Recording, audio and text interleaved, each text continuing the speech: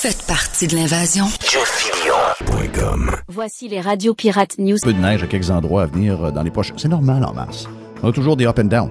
Hey, on a lancé le week-end hier comme on le fait toujours à l'avance parce qu'on est la place au monde où on lance le week-end en premier. On vit pour le week-end. J'espère que vous allez faire des belles choses ce week-end.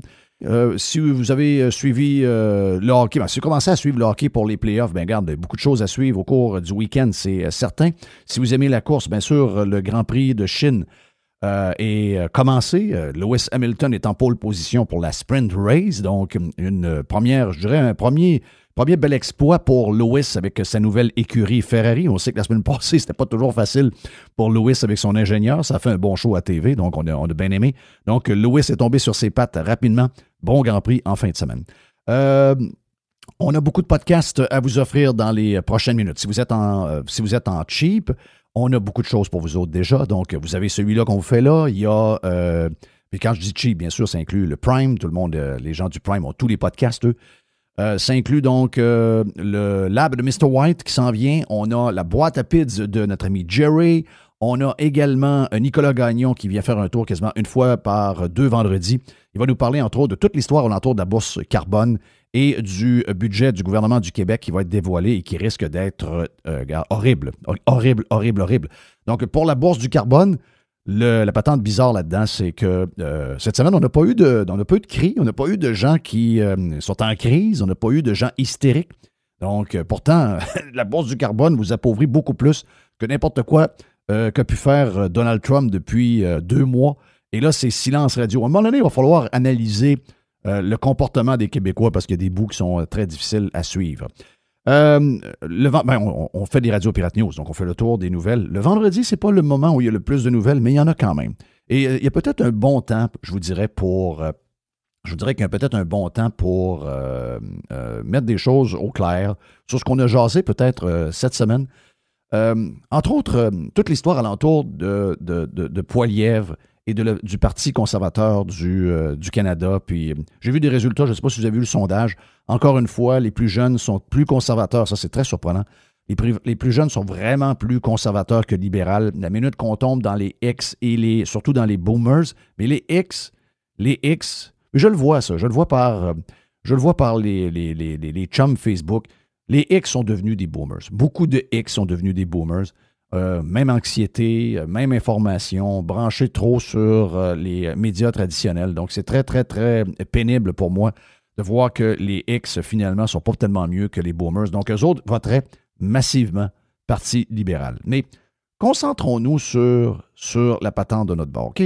Laissons faire Carney. Laissons faire... Moi, je pense qu'on tombe dans le piège. Il y a beaucoup de discussions sur Mark Carney. Bon, il y a combien dans son compte? Qu'est-ce qu'il y a comme action? Qu'est-ce qu'ici? Il sait-tu jouer au hockey? Y a-tu donné la main au gars quand il est rentré dans l'usine? Je pense que c'est tombé dans le piège. OK? Moi, sincèrement, je commence à en avoir... quelqu'un m'écrivait ça. Sly m'écrivait ça, celui qui m'écrit souvent.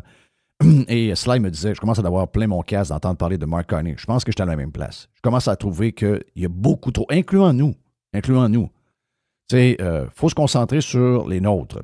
Et dans ce cas-ci, va faire objection de ce que... Et les gens qui vont l'écouter sur le Freestyle Friday d'aujourd'hui, on a eu une discussion là-dessus avec Carlos, avec Mr. White et avec Jerry sur Poilievre et son commitment. Donc, je pense que... Et je l'ai fait aussi dans pas mal de podcasts qui ont été disponibles pour tout le monde.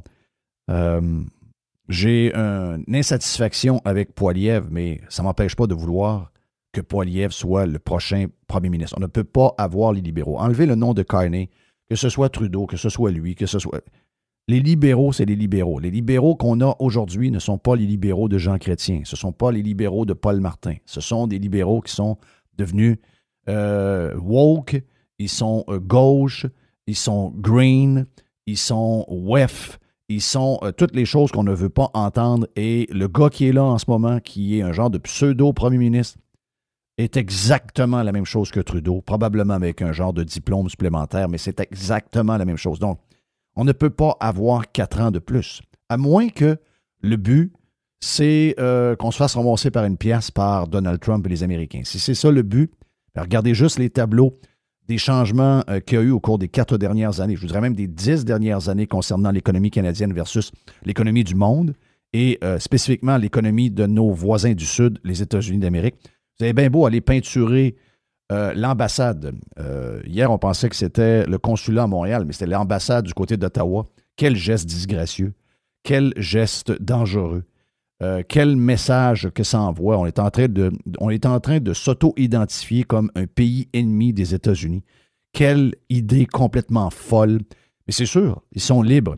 Pendant que Donald Trump écrivait sur Truth Social que les gens qui attaquent les concessionnaires Tesla et les voitures en tant que telles, que ce soit des voitures de particuliers ou encore des voitures qui attendent pour être vendues chez un concessionnaire, eh bien que ces gens-là vont être arrêtés, qu'ils seront amenés devant un juge, qu'ils vont être probablement jugés en fonction de terrorisme économique et que ces gens-là risquent de pogner 15 à 20 ans en dedans, sans parole, sans des fois des petites sentences coupées au tiers ou à la demi. Non, ces gens-là risquent de briser leur vie pour des gestes insignifiants qui ont absolument zéro impact, alors que le gars veut juste une chose. Il faut que ce soit clair.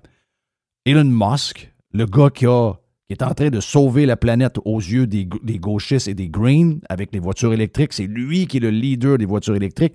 Toutes les autres compagnies se sont ajustées à Tesla. Tesla a été ridiculisé pendant des années. Tesla est un méga succès. C'est une entreprise 100% US avec des travailleurs US, avec des usines un peu partout dans le monde. C'est un succès incroyable.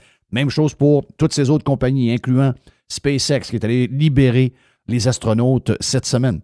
Le gars est un génie. Le gars, c'est un des plus grands de notre époque. Et il nous donne son expertise, il nous donne sa sagesse, il nous donne son intelligence et son jugement. Parce qu'il sait que si les États-Unis d'Amérique continuent sur ce chemin-là, ils sont en faillite. Ils sont déjà en faillite technique. Ça prend des moyens qui sont des moyens difficiles, ça prend des décisions qui sont tough, ça prend des gens qui partent avec leur boîte, mais c'est un must. C'est un must parce que les États-Unis d'Amérique, comme le Canada d'ailleurs et comme beaucoup de pays du G7, on a comme l'impression qu'on est rendu à la fin de l'endettement, à la fin des déficits, à la fin de l'État-providence qui a son nez fourré partout et qui dépense sans compter. Il y a une fin à ça et Elon Musk a la sagesse de nous le dire. C'est un démocrate, Elon Musk, en passant. Et ceux qui sont à bout de leur chaîne sont des démocrates. Je ne sais pas pourquoi, mais ils ne semblent pas réaliser que leur pays risque de s'écrouler s'il n'y a pas des décisions importantes qui se prennent. Et c'est ça que le Doge est en train de faire. Donc, au Canada, c'est autre chose. Au Canada, les Québécois, dans un sondage cette semaine, ne veulent rien savoir de ça. Ils ne veulent rien savoir d'avoir un genre de Doge où on regarde les dépenses, où leur argent est bien administré. C'est complètement fou quand vous dites, là, vous haïssez tellement Donald Trump et Elon Musk que vous êtes prêts à envoyer le message au gouvernement qu'ils peuvent dépenser votre argent en fou et qu'ils peuvent s'endetter et qu'ils peuvent prendre l'argent emprunté à tour de bras. Vous êtes taxé à l'os et c'est ce que vous répondez. My God, il y a quelque chose qui se passe de très, très, très, très bizarre. Beaucoup de pilules, beaucoup de potes, beaucoup de boissons, beaucoup de choses. Il y a trop d'affaires qui se passent en ce moment. Les gens sont complètement sautés. Et au Canada, bien sûr, concernant, je vous dirais, tout ce qui a été fait sur Tesla à Montréal, on a vu les deux jeunes garçons. On me dit qu'il y avait une fille là-dedans. Je peux vous confirmer que c'est 2 jeunes garçons. Même chose pour la folle qui était à Ottawa hier devant l'ambassade américaine. Ces gens-là sentent le besoin de le faire parce qu'ils savent qu'il n'y aura aucune conséquence. C'est ça qu'est devenu le pays. C'est ça qu'est devenu le Canada. Et ça, c'est le Canada des libéraux. Et il faut que ça change. OK? Je mets de côté, je sais que beaucoup de gens ne sont pas capables de faire ça, mais je suis capable de le faire. OK? Donc, je vous ai déjà dit que pour une raison X, probablement que je vais perdre mon vote. Je ne vous dis pas qu'à 100% c'est réglé, mais je vous dirais qu'à 98% c'est pas mal réglé, que mon vote va aller à Maxime Bernier. Question de valeur, question de je ne peux pas aller contre mon discours. Je ne peux pas faire 4 heures de podcast par jour puis aller voter pour quelque chose qui n'a rien à voir avec mon discours. Il faut qu'à un moment donné, il faut que je sois conséquent dans ce que je fais et ce que je dis. Donc, c'est exactement ce que je vais faire. Mais je suis capable de faire la part des choses et dire qu'on doit prendre les prochaines semaines, parce que l'élection sera déclenchée dimanche, et l'élection aura lieu le 28 avril. OK? Donc, il nous reste quelques semaines pour essayer de brasser les troupes pour que les gens soient motivés. Je sens énormément de démotivation, mais je pense qu'il va falloir se recentrer, il va falloir se botter le derrière, et il faut se rappeler, et ça m'inclut là-dedans, qu'il faut se rappeler l'objectif premier. Sortir à tout prix les libéraux, peu importe qui est au pouvoir, peu importe qui est en tête de cette équipe-là, les libéraux ont scrappé le Canada. Il ne faut jamais oublier ça. Et il y a des gens qui sont prêts à les remettre au pouvoir. Ils n'en ont pas eu assez. On est dans une démocratie qui est très dangereuse, donc on a comme travail les gens les plus allumés, ceux qui suivent un peu plus, puis qui disent, mais oui, ça n'a aucun sens. Comment on peut vouloir redonner le gouvernement pendant 4 ans à ce parti-là qui vient de mettre le Canada à terre? 0% d'augmentation d'économie pendant 10 ans, alors qu'on a eu une augmentation de l'économie des États-Unis de 20%. Je veux dire, qu'est-ce que ça vous prend de plus? Come on, OK? Donc, il faut que Pierre Poilievre, vous allez encore m'entendre vous dire que Pierre Poilievre manque une occasion là, manque une occasion aussi. Je trouve qu'il est un peu beige, Poilievre, depuis quelques semaines. Vous le savez, m'avez entendu là-dessus. Mais il faut continuer quand même à convaincre les gens qu'il ne faut pas qu'ils soient attirés par le Bloc. Il ne faut pas qu'ils soient attirés. Donc, vous avez un travail. Même si vous avez en tête de voter pour Maxime Bernier, puis que vous avez quelqu'un dans votre famille proche, votre femme, je ne sais pas, moi, quelqu'un, votre ami, il veut voter libéral, il veut voter Bloc. Au moins, faites-le voter Parti conservateur. Et vous ne l'amènerez jamais avec Maxime Bernier, ça n'arrivera jamais. Mais vous pouvez l'amener à Maxime Bernier. Le but, c'est de mettre le Parti conservateur. Je sais ce que vous allez me dire. OK? Poilievre, et c'est discutable sur l'Ukraine, c'est discutable sur sa réponse avec Donald Trump, il n'aurait jamais dû aller là. C'est discutable sur telle autre affaire, telle autre. On pourrait sortir un paquet de choses où on trouve que Pierre Poilievre veut être le genre de parti libéral des années 90. Je vous donne 200% raison. 200% raison. C'est exactement comme ça que Poilievre, je pense, a perdu le mojo. Mais là, maintenant, il faut aller, et je vous le dis, là, j'ai un 2%, aussi je sens qu'un vote ou 2 votes fait une différence. J'ai un 2% de moi-même qui est peut-être prêt à piler encore une fois sur mes principes pour essayer de sauver le Canada des libéraux. Une des choses où je pense que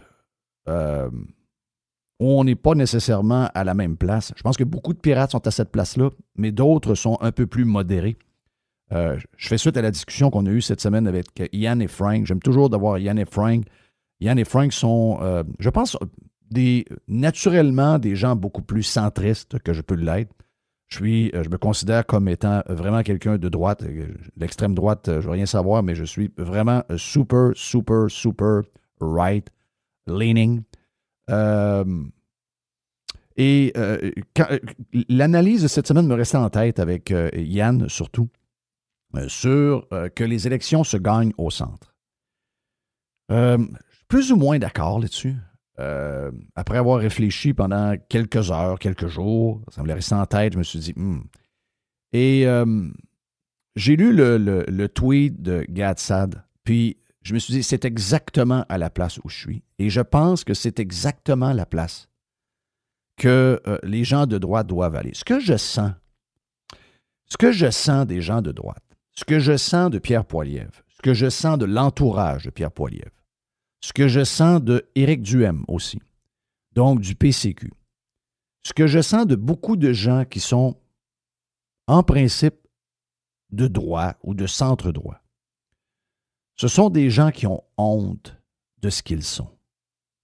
Donc, je ne sais pas, on a tellement tassé à gauche, tout le monde s'est tellement tassé à gauche, qu'ils pensent absolument qu'ils doivent s'en aller au centre pour gagner quelque chose. Moi, je suis carrément pas là. Moi, je pense que si Poilievre veut regagner le mojo, parce que c'est ça, hein, c'est une question de... Il l'avait pendant 1 an et demi, 2 ans, tout ce qu'il faisait, tout fonctionnait.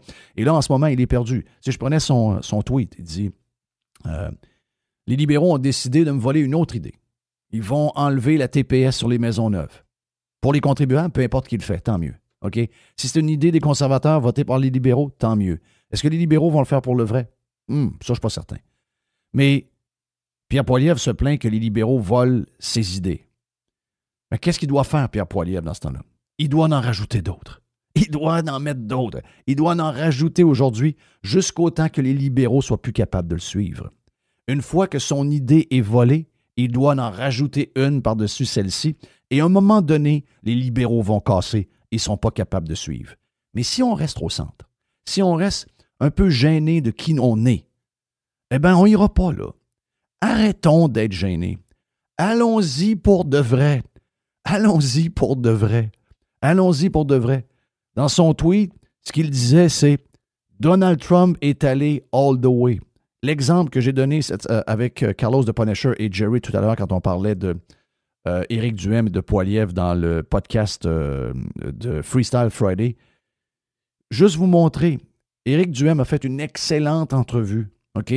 Mais Éric est trop fin. Éric veut être fin avec tout le monde. Il veut, il veut aller au centre, il veut gagner. Non! Quand Fillon revient 3 fois avec l'histoire de la bourse du carbone, il ne faut pas avoir honte de dire « Nous, les conservateurs, on n'en aura pas du tout de taxe du carbone et on va s'éloigner de l'accord de Paris. » Mais pourquoi on n'est pas capable de le dire? Parce qu'on a cette maladie, on a cette honte d'être ce qu'on est. On pense on croit ce qu'ils disent de nous. On pense qu'on est le mal. Donc, on se sent obligé de s'en aller au centre. La vérité, les centristes, depuis toujours, ce sont les libéraux, si le centre existe. C'est eux. Ils se sont tassés complètement à gauche. C'est pas à nous de s'en aller au centre. C'est pas notre place. Si vous pensez que l'élection se gagne au centre, so be it. Laissez les libéraux gagner et on va se caler et il arrivera un moment donné, peut-être que ce sera avant ma mort ou pendant que je serai en train d'agoniser ou après ma mort, qu'il va arriver une réforme qui sera nécessaire. Mais si on s'en va là gêné, si on s'en va là, parce que si j'avais fait ça, je serais concierge dans un hôpital depuis au moins 15 ans. Si Trump avait fait la même chose, il serait en train de jouer au golf à tous les jours. Il ne serait pas président des États-Unis d'Amérique.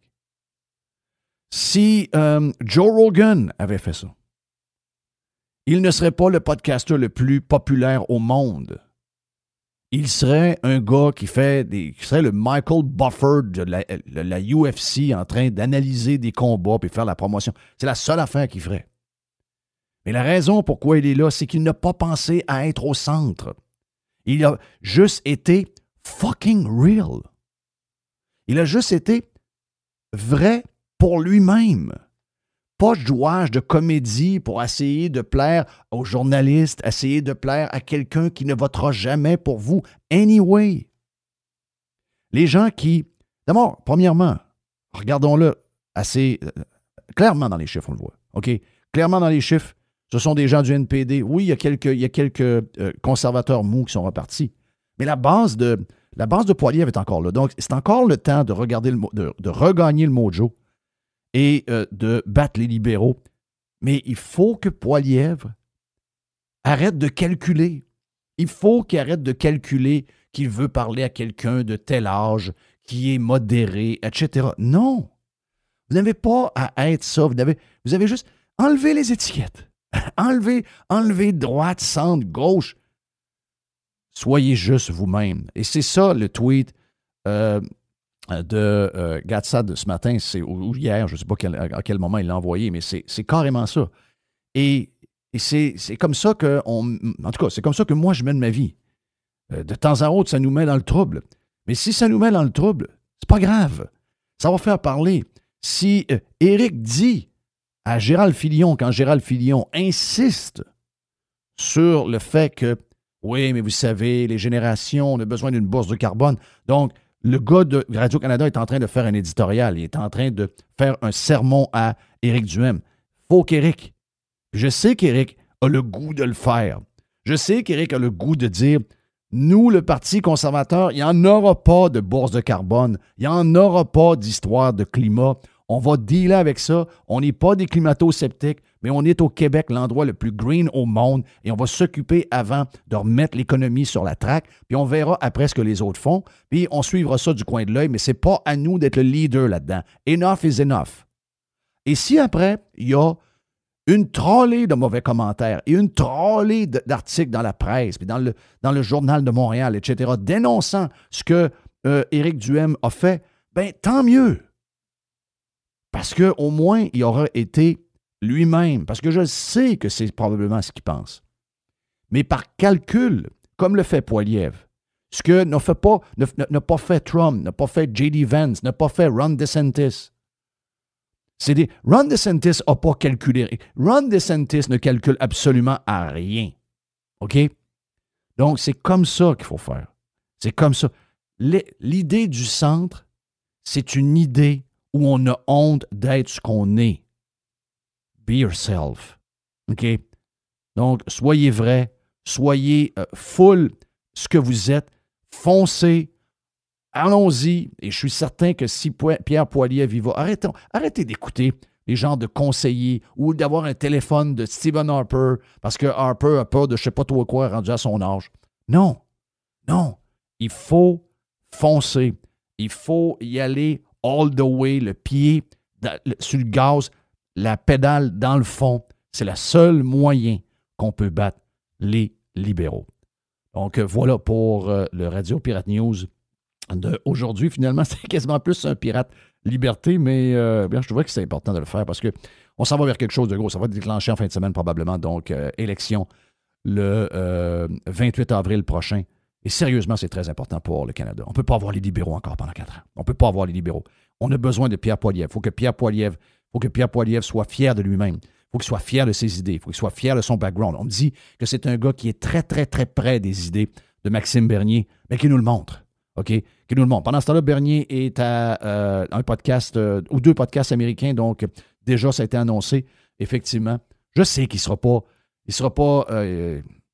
je dis ça, il ne sera pas de trop d'importance dans l'élection, mais si jamais Bernier va chercher 5, 6, 7% parce que Pierre Poilievre a peur d'être ce qu'il est, bien ça, c'est catastrophique pour le Parti conservateur. Donc, c'est à lui d'être ce qu'il est. Tout le monde me dit, quand Pierre Poilievre est au Parti conservateur et que Max Bernier est au Parti conservateur, les deux étaient très près et les deux avaient la même vision et les mêmes idées.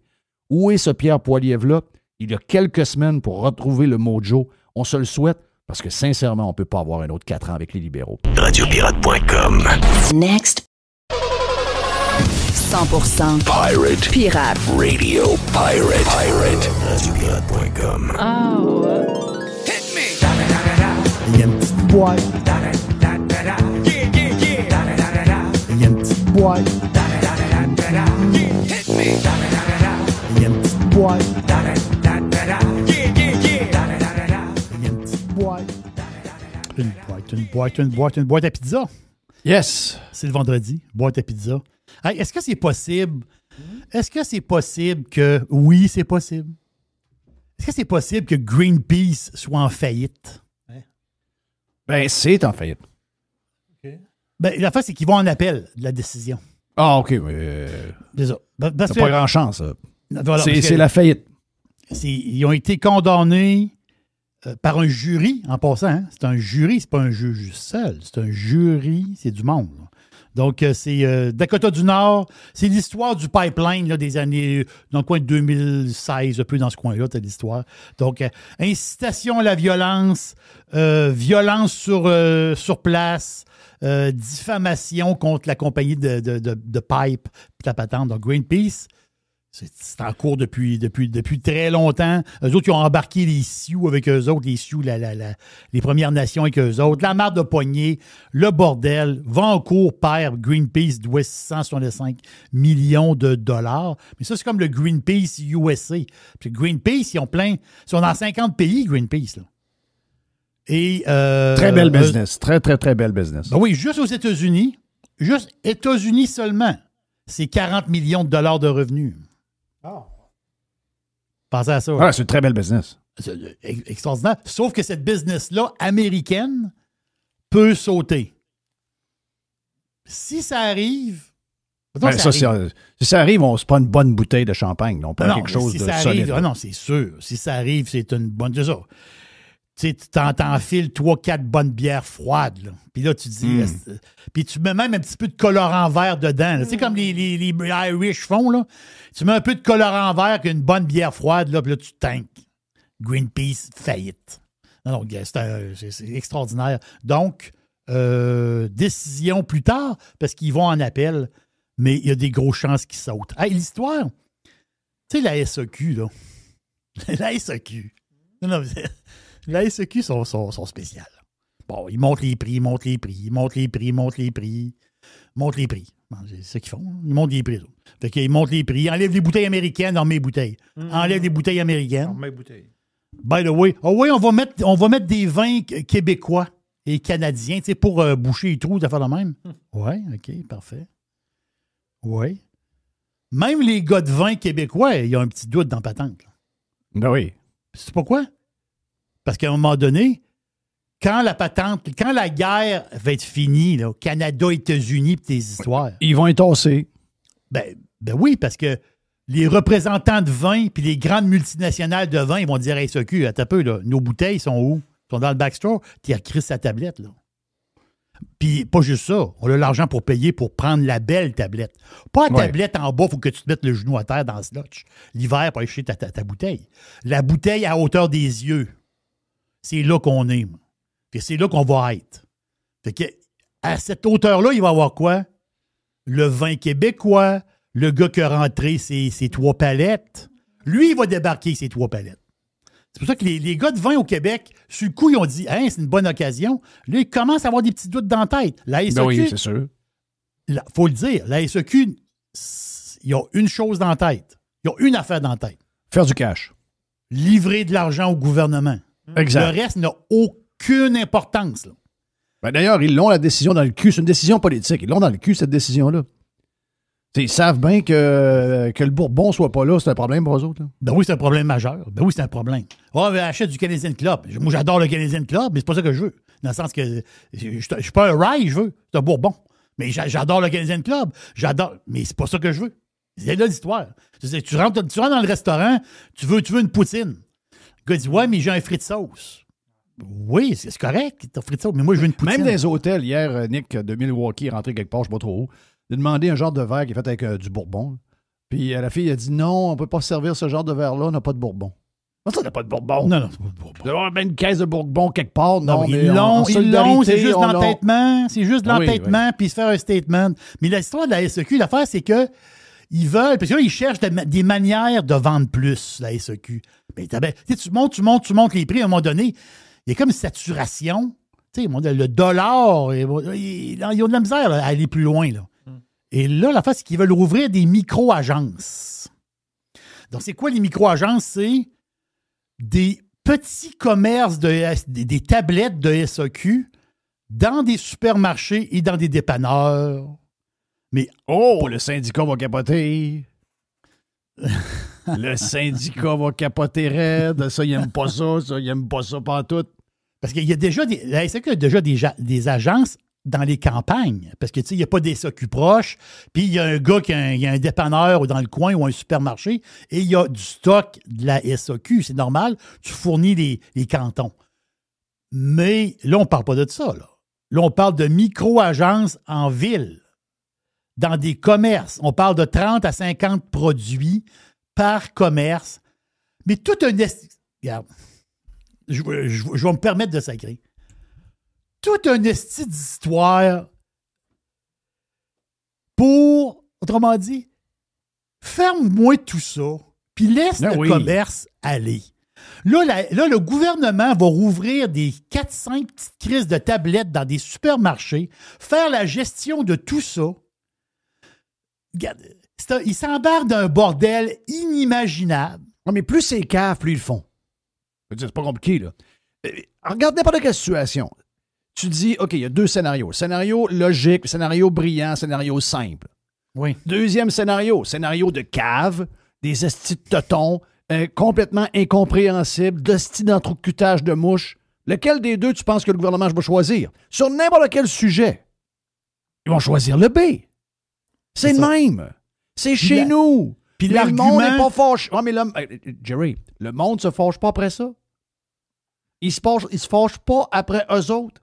Il est fourre à tour de bras, il les encule à tour de bras, puis le monde ne dise rien depuis que je suis au monde. On vient de voir un peu de vie de ce monde-là. Je me suis dit, ils sont en sacrement après les crasseurs. Non, ils sont en sacrement après Trump, qui les a fourrés encore d'aucune scène. Aucune scène. Zéro. Ils sont en crise. Ils crachent dans les fraises. Oui. Oui. Ils sont fous. Non, il n'y a rien à faire. C'est pour ça que le gouvernement peut être cave de même, parce que le monde alentour d'eux autres, 80% des Québécois sont des tubes digestifs. Voilà. Des imbéciles. Des vrais imbéciles. Donc, toi, tu pensais qu'il y a 80% des femmes qui sont communistes? Moi, je te dis que 80% des Québécois, c'est des vrais tubes digestifs. Ils n'ont aucune idée. Aucune idée de ce qui se passe. C'est du pur... Comme un chien, comme un animal. Pure émotion, pur instinct. Rien d'autre. Aucune réflexion deuxième. Zéro. Zéro. Cette semaine, je pense que c'est mercredi ou jeudi, cette nouvelle-là est sortie. C'est une nouvelle. C'est une affaire un peu pointue, mais là-dedans, il y a quelque chose de particulier. L'association s'appelle le IFPI. C'est une association internationale. Okay? C'est sur les 10 pays qui représentent. C'est, autrement dit, l'association de... on dit, le réseau international qui a rapport à la musique. Exemple, toutes les licences pour la musique, les droits d'auteur, toutes les associations locales de musique, bien, eux autres, ils vont comme venir chapeauter tout ça. Ils sont au-dessus, Américains, Canadiens, Français, ils sont dans plein de pays. Oui, parce que là, c'était très disparate. Il fallait que tu fasses affaire avec tout le monde avant de... Tu n'étais pas capable d'avoir, mettons, une station web vraiment importante si tu t'entends pas avec tout ce monde-là. Là, ça fait un paquet de monde à s'entendre. Donc là, tu auras juste une autorité qui va chapeauter toute la patente? Elle existe déjà. OK, ça existe déjà. Oui, ça existe déjà. Exactement ça. Mais en fait, c'est qu'ils ont sorti des statistiques parce qu'ils font toujours l'espèce de rapport annuel, mais là, c'est le rapport annuel 2024 parce que le temps de ramasser les statistiques, on est rendu en mars, puis là, ils donnent ça pour l'année passée. Mais il y a des... Ici, mettons, on prend toute la musique dans le monde, OK? Qui représente 70 pays. C'est 29,6 milliards de dollars. 29,6 milliards de dollars des revenus totaux de la musique dans le monde, dans les 70 pays. Si tu prends tous les revenus de la musique, ça représente 29,6 milliards. Mais ça, c'est la musique, là, en tant que telle.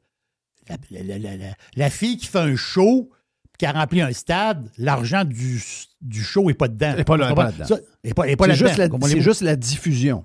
C'est juste... Voilà. C'est juste... Soit du streaming, soit un disque, soit tu t'en vas dans un magasin, il y a de la musique qui joue, de la licence qu'on appelle? La licence, exactement ça. Donc, c'est 29,6 milliards, c'est 4,6 de plus que l'année passée. Donc, tu sais, en général, la business de la musique va bien. On va le dire de même. Puis pas juste ça, c'est 40 parce qu'il y a un paquet de statistiques là, qui ont sorti. 40 de ces revenus-là, c'est juste les États-Unis. Là. C'est fou quand on y pense à ça.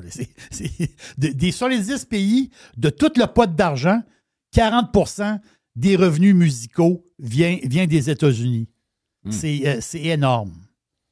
Mais là, la fin, c'est qu'ils sortent des statistiques. Tu sais, on parle, mettons, des plateformes de streaming. Tu sais, on parle, mettons, de Spotify qui ont 36 du marché, Apple qui ont 30 du marché. Et puis, tu sais, ça se promène de même. Puis là, à un moment donné, je fouille là-dedans, je taponne là-dedans, je lis des affaires. Puis là, je tombe sur Deezer. D-E-E-Z-E-R. Ben oui, Deezer. Ça existe encore, ça. La fin, c'est que Deezer, Jeff, là, ils vivent à cause de la France parce qu'en France, ils sont deuxième. T'as Spotify qui est premier, Deezer est deuxième. Okay. Parce que c'est un peu comme une habitude que le monde a eu avec le temps, comprends-tu? Donc Spotify est premier, mais Deezer, ils font encore de la business. Ils sont pas dans les meneurs du marché. T'as Spotify, Apple, t'as Tencent, les Chinois, t'as YouTube, t'as Amazon, puis Deezer arrive là, dans ce coin-là. Mais l'histoire capotée par rapport à Deezer, c'est que eux autres, ils ont sorti quelque chose de capoté. 10% des nouvelles livraisons de musique, donc Deezer, accueille de la nouvelle musique sur sa plateforme et 10% de cette musique-là vient de l'AI. Hein? 10% de la nouvelle musique qui rentre sur Deezer, c'est de l'AI qui l'a faite. My God. Donc, l'artiste, en réalité, c'est pas une personne, c'est une intelligence artificielle. Ben, on s'entend-tu que l'AI, tu guides ton AI pour faire de la musique, un peu comme on fait, mais à un moment donné, cette AI-là fait de la musique. Wow. Donc, cette AI-là apprend aussi par elle-même. Et là, il y a un flag qui s'est levé. C'est le gars de Deezer qui a levé le flag. Il dit, attends un peu, là. Ça commence, les AI c'était comme, putain, c'était comme... C'est comme rigolo un peu. C'était comme un peu rigolo. Puis là, il dit, nous autres, les AI, c'est du concret, là. Y a-tu mis un tune des Beatles, lui? Je sais pas. Non, mais sérieux, est-ce qu'il a mis la tune des Beatles? Il l'a mis la tune des Beatles, celle qui a été finie avec les AI. Ferme sa gueule. Ben oui, il l'a mis. Bon, mais qu'il ferme sa gueule. Tu veux que je te dise? Non, mais le gars, il a juste levé un flag pour dire Okay. c'est une réalité. Oui, OK. Je pensais que tu allais dire qu'il allait lever un flag puis commencer à dire ouais, mais là, on va essayer de voir si c'est de l'AI ou non, puis on ne payera pas les. Non, c'est pas ça du tout. Non, lui, il veut montrer que c'est rendu une réalité, là. Oui, parce que la création sur les autotunes, tout ce comment que le monde travaille avec Pro, pas tant de choses là, sur Mac. Là. Ça fait longtemps que beaucoup d'artistes qui font de la musique, c'est pas de l'AI, mais c'est pas non plus des artistes. Là. Donc, c'est pas nouveau, ça. Là. Ils sont pas nécessairement musiciens, tu veux dire. Zéro. Pro Tool a amené un paquet, entre guillemets, de nouveaux artistes qui sont zéro des artistes. C'est juste des bons producteurs, des gens qui sont capables de faire des bonnes affaires, de piquer du stock ici et là, de composer une patente avec un logiciel où il a l'air d'avoir quelque chose qui sonne de la musique. Mais les gars sont zéro artiste, zéro musicien. Là. On n'est pas certain que The Weeknd, c'est un vrai musicien. Là. On n'est pas certain de ça pantoute. Là. Lui, en 1975, pas de Pro Tool, pas de volage, pas de ci, pas de ça. Il n'y a pas de carrière. Ouais, c'est ça, d'après moi, il n'existe pas. Là. Donc, je comprends le flag, là, mais moi, je pense que ça existe depuis longtemps. C'est juste qu'avant, c'était pas c'était des mains qui le faisaient. Là. C'était des mains, c'est ça. Mais c'était une forme de AI parce qu'il y avait beaucoup de choses qui étaient faites par des logiciels. Tu sais, Autotune, c'est une forme de haute technologie qui était un genre de précurseur à l'AI. Là. Je suis tout à fait d'accord avec toi. Oui. Une autre, mon ami Jerry? Oui, j'en ai une autre, j'ai une couple de petites affaires. C'est une histoire, ça c'est le genre d'histoire qu'il y a dans le Paris Match. Tu sais, moi j'adore le Paris Match. Toi, t'es très, très gossip. Moi, j'ai toujours aimé le Paris Match. Puis le Paris Match, ils ont des affaires de rois, de reines, de patentes, de vedettes. Puis une espèce de vedette là, qui mange au restaurant avec une popoune. Puis là, c'est qui cette popoune-là? Moi, j'aime ça. Mais c'est des affaires de patinage. Il y a beaucoup de patinage français, européen. Puis il y a un peu d'américain à travers, toujours. Là. Mais ils ont toujours des petites affaires human. Tu sais, le Paris Match, il y a toujours une petite chronique human à quelque part. L'histoire, la human, elle se passe aux États-Unis. Le gars du Wisconsin. Un gars du Wisconsin. Le gars, il connaît une fille, tombe en amour. Elle s'appelle Camilla. C'est une Péruvienne. Très jolie fille. C'est un gars du Wisconsin. Trouve une blonde. Et là, ils passent des mois ensemble. Et là, ils tombent en amour. Et là, ils se marient. C'est une belle histoire d'amour. Après ça, ils ont des projets. En revenant, ils s'en vont en voyage de noces, mais en revenant de voyage de noces, ils ont des projets de s'acheter une maison, fonder une famille. Tu sais, le couple parfait. Du beau monde, là, c'est du beau. C'est parfait. Ils s'en vont en vacances, voyage de noces, à Porto Rico. Ils vont passer 2 semaines là à Porto Rico, vacances, voyage de noces. En revenant, ils arrivent devant le douanier. Oh boy. OK, bon, parfait. Le gars, il donne le passeport de la madame. Le douanier, il dit, la madame qui est là, c'est qui? Mais c'est ma femme, on vient de se marier. Puis, oui, OK, parfait. Là, il dit, elle, son visa, il est expiré. Elle n'a pas de visa, elle. Ah, on s'est mariés, son visa est tombé, mais là, on va régulariser ça. Non, Mais lui, il est quoi sa nationalité, lui? Lui, c'est un Américain. C'est un gars du Wisconsin. Donc, sa blonde est péruvienne, mais lui, il est Américain. Mais il rentre sur le territoire américain. Mais elle, la face, c'est qu'elle était comme techniquement illégale aux États-Unis. Ben oui. Ils ont pogné la fille, ils l'ont envoyée en dedans, puis là, ils veulent la déporter. Puis là, il y a une chronique dans le Paris Match. Là, la chronique dans le Paris Match, c'est Trump, il a dit que on voulait déporter seulement que les truands puis les pas bons. Puis là, la pauvre fille va se faire déporter. Non, puis t'as peu. Des histoires de même au Québec, là, il y en a plein. Là. Depuis toujours. Là. Des Français qui sont là depuis 5 ans, qui ont un job, qui travaillent, puis que là, finalement, à fouiller dans la presse. Il y a une histoire de même par mois. Là. C'est vrai. Ça n'a pas rapport, là. Ben, je sais. Mais c'est comme si il fallait que cette fille-là ait un passe-droit. Pas ce qu'on comprend. Parce qu'elle s'est mariée qu'elle n'est pas illégale, parce que... Américain. Ben non, c'est la même affaire pour tout le monde. C'est même affaire pour tout le monde. Donc là, ce qui va se passer, c'est que lui, là, il capote parce que sa blonde est en prison. Mais la fille est en prison pour vrai. Là. Elle n'est pas dans un hôtel. Là. Elle est dans une cellule. Bon, c'est un peu charrié, là. C'est ça. Mais là, la fait, c'est que cette fille-là, ils vont la shipper. Ils vont la déporter. Puis là, la fait, c'est qu'il faudra qu'elle fasse tout le processus. Mais ce que je veux dire, c'est que la chronique du Paris Match, il y avait de l'anti-Trump dedans, là, à tour de bras. Mais ça donne une... C'est-à-dire, en réalité, la fille est illégale là, sur le territoire américain. Là. C'est... Il faut que je te dise une dernière petite affaire. Deux affaires vite. Yep. Il y a un gars qui a acheté... C'est le chien. Comment qu'il vaut Tiger? Hein? Mettons que... Attends un peu. Mettons qu'il y a quelqu'un qui vient voir Jeff. Puis il dit... Il est beau, le petit chien? Oui, ouais, comment il s'appelle? Tiger. Tiger, je donne 10 000 pour. Tu me le vends-tu? Non. OK. 50 000? Non. 100 000? Non. Bye-bye. Non. Bye-bye. OK. Carlos, il embarque. 500, Bye-bye. le gars, il met 500 000 sur la table. Il porte avec Tiger? Non. Voyons. Bye-bye. Là, on parle de toi, t'oublies ça. Bye-bye. Hey, arrête-toi.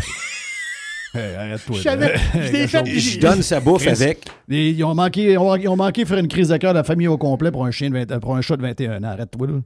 Je donne la bouffe avec. Les brosses, je donne tout. Ouais, galop. C'est zéro.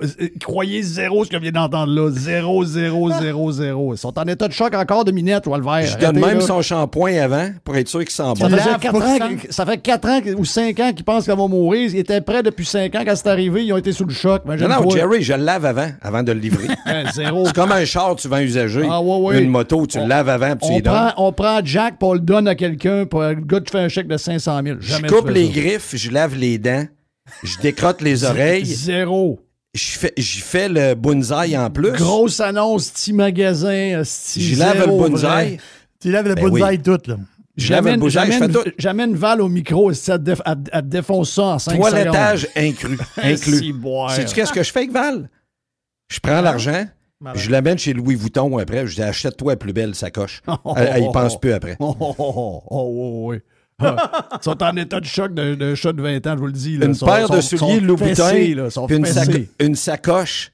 Ben oui. N'importe quoi. Ben, une sacoche et des souliers, ça achète tout. Hey, 500 000, dans la moitié, tu donnes au gouvernement, si boire pour un chien. Il pense gardes pas ton après. asti de 500 000. Elle y pense pas après. 500 000? Oui, 500 500 000, 000, t'en donnes 200. Ben voyons, il y a un film à Vegas de ça. Tu passes ta femme pour 1 million. Ça, c'est pas pareil. Ah, oui. Ça, c'est pas pareil. C'est ça, là. Là, je savais. Ben ouais, ça, c'est pas pareil. Ça, c'est pas pareil. Mais la fin, c'est qu'il y a un gars. Elle revient, ma femme. Elle revient. Elle revient. Le chien Ah, revient pas. non, moi, c'est mon homme. Moi, je me suis engagé à l'inclure dans ma famille et il va être là jusqu'à ma mort. OK. T'as une parole.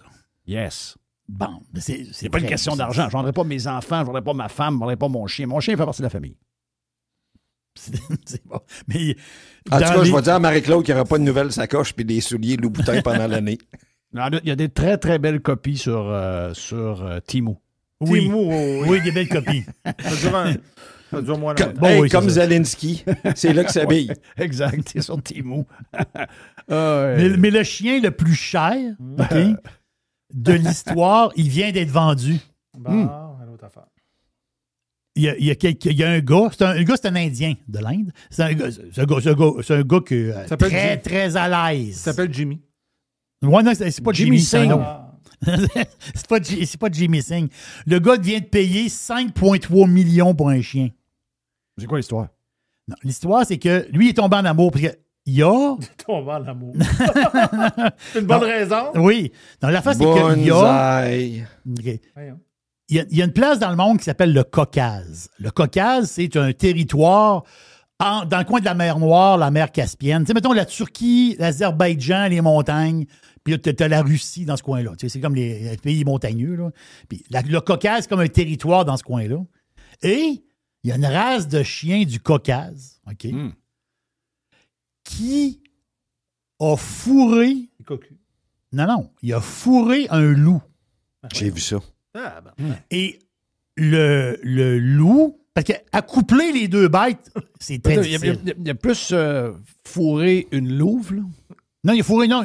Mais l'affaire, c'est que je ne sais pas si le Parce qu'avec le gars, je peux te dire en affaire, là, d'après moi, ça ne marchera pas, là. Ouais, non, mais c'est ça. mais c'est parce que qu'est-ce que Jerry doit dire, c'est que la louve que fourrée Hein? est 2 fois la grosseur d'un loup nord-américain. OK. Ah oui, Oui, c'est un gros loup, là. Exactement ça. L'affaire, c'est que ça a donné un bébé. Mais l'affaire, c'est que le bébé qui est arrivé, tu sais, des fois, les chiens, tu as des portées plus grandes. Mais là, il y a eu une bête d'emportée. Et là, cette bête-là, qui était rendue dans le coin de 7-8 mois, déjà, à 7-8 mois, pèse 165 livres. Ah, ben. Tout un bétail de bêtes. C'est boire. Ça veut dire qu'il va peser à peu près 2,40, 2,50. À peu près ça. Donc là, c'est tout un toutou, mais très rare parce que c'est un mix d'un berger du Caucase avec un loup sauvage. Donc, Il n'y aura plus d'autres copies de ça, là. C'est ça. Mais l'Indien, quand il a entendu parler de ça, il est parti de l'Inde, il est allé sur place, puis il y avait la personne qui avait... Il y a eu un genre d'enchère. Là, ils ont vu qu'il y avait de l'intérêt pour la bête. Il y a eu une espèce d'enchère, et Christophe, l'enchère a fini à 5,3 millions. Oh, il y a du monde fucké. Là. Ben, Et souvent lui, plus il y a fucké une que ça, c'est bête que unique. la lignée va continuer. Oh, c'est un... Ben, On va comment? prétendre que c'est une femelle Mais elle va continuer comment? avec le gars. Non, mais je sais, Hein? mais là, lui, le gars, il est quoi? Là? Il va diminuer la lignée s'il s'en va. Oui, avec, parce qu'il y a juste un chien, il n'a pas deux. il y a Pour juste un un chien, hybride, Parce qu'au Ouais. départ, ça prendrait... Pour partir la race, ça te prend deux louves, Mhm. 2 chiens. C'est ça. Qui sont pas liés. ah ouais, Ils je sont, comprends. ils sont pas liés. Voilà, Sinon, exactement. ils vont avoir des bras dans le front, puis Ouais, ouais, c'est faiblesse ça. à l'ange, puis ça... Il un va œil peut-être de même. l'essayer de même à la fin. Il va scraper tout, lui. Donc là, c'est pour ça, d'après moi, qu'il vaut cher, parce qu'il n'y aura pas de suite à ça. Il n'y aura pas de suite à ça. Il est unique, là, ce chien-là. Là. Oui. Puis des chiens de grosseur grande race, parce que j'ai toujours des Danois, ça passe pas 12. Non. C'est un miracle comme Minette. Même 8-9. Ouais, Souvent. mais j'ai un Danois à 13,5. Quand même bon. Il pesait 2,20. Très bon. Hein. 2,20, mon Danois. Très bon. C'est une- Mais sais-tu combien ça prend de générations pour qu'une race soit établie? Ah, ça doit prendre beaucoup. Ça prend 10 générations. Ah, 10 générations, OK. Non, une génération de chiens, c'est beaucoup plus court que nous autres, vous allez comprendre. Ouais. là. Oui, mais quand Donc, même. quand ils partent une race, ça prend 1, 2, 3, Peut-être, 4. mettons, une Peut-être un cinquantaine peu, d'années, Jeff. peut-être. Quand ça saute 3, 4, 5, ça veut pas dire qu'ils sont parfaits. Fait qu'ils sautent des années. Oui. Tu comprends-tu? Oh, oui, très bien. S'il y a un défaut, une hanche, un ci, un ça, tu scrapes tout, là. Exact. Oui, il faut que tu recommences à zéro. Tu recommences. Ça commence à zéro. S'ils Ceux trouvent, qui Mais continuent, il y a beaucoup de races qui ont des problèmes. c'est là que je vais en venir. Ceux qui continuent, Le French, quelque chose. hein? c'est... J'ai un chum qui en a 2, là. Ils ont débarqué d'un c'est divan, l'enfer, ça. là. Ah non. Le dos est cassé. Ils marchent en roulette. Et les deux, ils ont 2 roulettes. Ben là. oui. Mais c'est vrai, Jerry. Un qui l'a eu en 6 mois, puis l'autre, il l'a eu en 1 an et demi. Ah, c'est une histoire Et de. là, j'ai dit, va y faire endormir. C'est quoi, c'est un French, c'est quoi? C'est un French Bulldog. Bulldog. French Ça, Ouais, là, il y a si une tu veux aller- pression dans le si bas tu veux- du dos. Si tu veux avoir un chien pour dépenser 25, 30 000, 40 000, 50 000 piastres de vétérinaire, achète ça. Bon, ben, les vétérinaires, c'est ça qu'ils disent. Le pire chien à avoir comme propriétaire, c'est des French Bulldogs. Ah oui. C'est les chiens les plus dispendieux en Amérique du Nord à avoir. Puis ils comprennent pas les gens qui s'en achètent. Ben, tu sais, Ouais. Même un chien en général. J'étais avec un gars, ça me passait, il me dit, moi, mon labrador à date, je pense qu'il m'a coûté 400 000. Il dit, Chris, qui coûte cher. Il y a plein d'affaires, plein d'histoires, plein de patentes. C'est pas juste de la bouffe, un chien. Non. C'est pas juste de la bouffe puis ramasser de la merde. Là. Non. C'est tout peut arriver. Ben ça. Mais là, on sait que Tiger, il vaut... Tiger n'a pas de prix. Il n'y a pas de valeur. Tiger, il n'y a pas de valeur. Tiger, c'est... Non, moi, je fais un commitment. Quand j'embarque une patente, moi, j'avais dit aux filles. Je lui ai dit, là. Non, t'en voulais pas, toi? Moi, là, on m'a dit une affaire. Tous ceux qui abandonnent leurs animaux, on peut pas rester chum. Non. On peut pas rester Fait chum. que tu comprends que c'était une farce. Ouais. Ben oui, je sais. 500 000 minettes, je l'aurais regardé avec le doigt d'honneur. Ben oui. Regarde, on va faire 500 000 ailleurs, tu vois. On va m'organiser pour faire 500 000 ailleurs. Continue-moi. C'est un rêve, on le laisse aller. Exact. Thank you, mon ami. Yes, sir. Très belle boîte, tiens, toi. Il y a une petite boîte. Il y a une petite boîte. Il y a une petite boîte. Il y a une petite boîte. 100%. Jeff Filion, Radio Pirate. Pirates Wanted. Please stand up!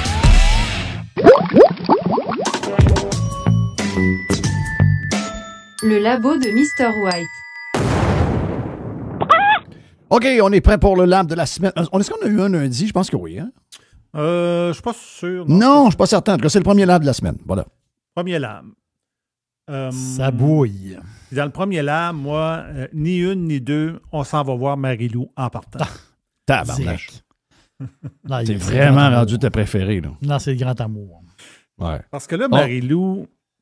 Oh, elle est avec Simon-Olivier Fecteau qui a annoncé qu'il ne serait plus du bye-bye. Il a fait 9 ans. Là. Je savais pas que ça avait été si long, pareil. Ben, c'est quand même 9 ans. De... Puis moi, je l'aime bien, Simon-Olivier Fecteau. Je trouve que...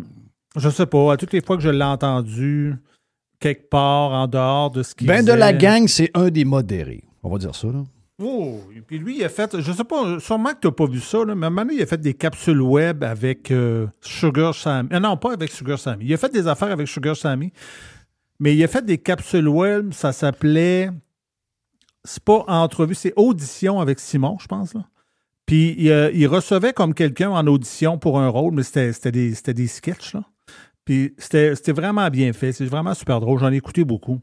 C'est quelqu'un qui est hyper créatif, là, puis il est super bon. Et là, mais lui, là, il est considéré, crois-le ou non, par la gang à Marie-Lou, comme quelqu'un d'un peu controversé. Wow! On va commencer par écouter un exemple de ça avec la cote. Ça lui prend pas grand-chose. Ça lui prend pas grand-chose pour être... Non, mais elle... Pour être shaky, elle le reçoit, là, puis... tu sais, le but, possiblement que elle, quand ils l'ont appelé... vrai, ça? C'est-tu tout vrai, ce qu'il raconte? C'est-tu des histoires qui s'inventent? Qu'est-ce Parce que que tu sais, ils se disent-tu des fois, ils se rencontrent un jeudi soir, ils se croisent dans une place, un resto. Mais que tu viennes, je vais te dire que t'es un peu punché, un peu controversé. Je trouve pas ça, là. En réalité, de source sûre, c'était pas ça qui était prévu pour le recevoir. Ouch. OK. Qu'est-ce que tu veux C'était dire? comme pas dans le sens que lui, il s'était fait dire, ben, on va venir parler du bye-bye, tu sais, ça fait 9 ans que tu es allé au bye-bye, on va parler de cette expérience-là. Et là, elle l'a reçu, ça a duré, je sais pas quoi, 20, 25 minutes, peut-être 30. Et là, ça a dévié sur plein d'autres affaires. OK? Parce que lui, elle aime pas ça. Marie-Lou, là, ce qu'elle déteste, là, premièrement, elle aime ça gratter le bobo. Puis quand il n'y a même plus de gale, là, elle continue de gratter. Ça, elle gratte encore. Donc, elle est bonne. Ben, bonne. Ça dépend. Là. Moi, je trouve que c'est quelqu'un C'est pour ça que tu l'aimes. qui a beaucoup de difficultés à accepter que quelqu'un pense pas comme elle et sa gang. Ah, ça m'énerve. Beaucoup, beaucoup, beaucoup. Et... Fait que là, à un moment donné, elle parle du bye-bye, puis là, ça dure un petit bout, là, peut-être. Il parle de ça peut-être 5-6 minutes. Là. Puis là, lui, il dit, ouais, Puis là, à un moment donné, ben, elle dit, ouais, mais. Là, elle fait jouer, entre autres, des affaires que lui, il a déjà faites sur les réseaux sociaux. On écoute. Vous avez l'habitude depuis longtemps, Oui. Simon-Olivier Fecteau, d'avoir des points de vue dans les médias sociaux, des prises de position fortes, parfois polarisantes, des commentaires sur le corps. Le 30 juin 2023, comment perdre du poids en 4 mots, mange moins, bouge plus. Bon, ça vous a valu des commentaires outrés. Qui est ultimement pas faux, mais qui est peut-être pas de la bonne façon de le formuler. Bon. Mais, Christine Morancy était vraiment pas contente, vous le savez. Qui est elle, Christine Morancy? Tu demandes c'est qui elle? Oui. C'est une humoriste. Une qui fait humoriste. de la radio. Puis, regarde. Puis elle doit être grassouillette, j'imagine? Ben, je vais le dire. Là, elle a un surplus de poids considérable. C'est-tu bien dit, ça? C'est-tu bien dit? Oui. Oui, c'est quelqu'un qui devrait marcher plus, manger moins. Ben oui. Non, mais là, oublie pas que ça, c'est considéré comme controversé. Mais il n'y a pas de controverse là-dedans. Je veux dire, pendant n'importe quel médecin. Là, lui, il n'y a aucune controverse. Lui, il a été obligé d'enlever ça, ce post-là. Là. Ben non, mais même lui, il allait dire, ouais, j'aurais peut-être pas dû dire, mais un bon médecin le dit de même. Ah, je suis pas médecin. Ben ouais, mais je veux dire, t'as déjà entendu ça de quelqu'un. On s'est déjà même fait dire. Marche plus, fais plus d'exercice, mange moins. C'est tout. Fait que là, on va aller sur la cote numéro 2. Ben, en fait, la deuxième cote que tu vois là. C'est parce qu'elle est marquée numéro 1, c'est pour ça. Puis là, à un moment donné, tu comprends que lui, à un moment donné aussi, ils ont comme parlé, elle a comme dévié sur, au début, quand ils ont commencé à faire le bye-bye, elle a comme dit entre les lignes, vous étiez juste une gang de gars, il n'y avait pas de filles autour de la table. Là, lui, il a comme réfléchi parce que lui, il s'en rappelait pas. Il dit, je sais pas trop, là, ça se peut. T'sais. Elle dit, là, l'égalité dans ce temps-là, elle dit, ça n'avait pas été trop respecté. T'sais, là, on voyait qu'elle s'en allait vers une ligne semblable à ça. Fait que là, on va écouter la deuxième cote, puis on va analyser par la suite. Oui. Cela dit, autour de la table, on avait du monde jeune, vieux, j'étais le vieux, mais hommes, femmes, puis on essaie d'avoir les points de vue les plus divers possibles. Sais-tu quoi? C'est difficile, parce que tout le monde qui travaille dans les arts a un point de vue relativement similaire. Et puis, c'est dur d'avoir des auteurs qui arrivent avec vraiment, hey, sais-tu quoi? On va faire des jokes sur la gauche. C'est pas évident d'avoir des gens autour de la table qui ont des points de vue différents dans le monde des arts. Puis j'ai pas Pourquoi tout le monde pense pareil? Similaire. Ah ouais. Relativement similaire. Chez les créateurs. Chez les créateurs. Les idéateurs, les gens qui écrivent des Chez les créateurs. Puis moi, j'ai toujours essayé, quand j'ai commencé le mandat du bye-bye, je me suis dit, on va fesser partout. On va essayer de fesser égal partout, mais on va fesser partout. On priorise pas la gauche ou la droite. Je veux que tout le monde soit victime égale à la fin du show. Puis c'est ça qui va faire que le bye-bye va pouvoir plaire à un plus large audience. Puis il va être aussi réaliste par rapport à notre société. Oui. Tout le monde va y trouver du sien. Fait que c'était ça le but.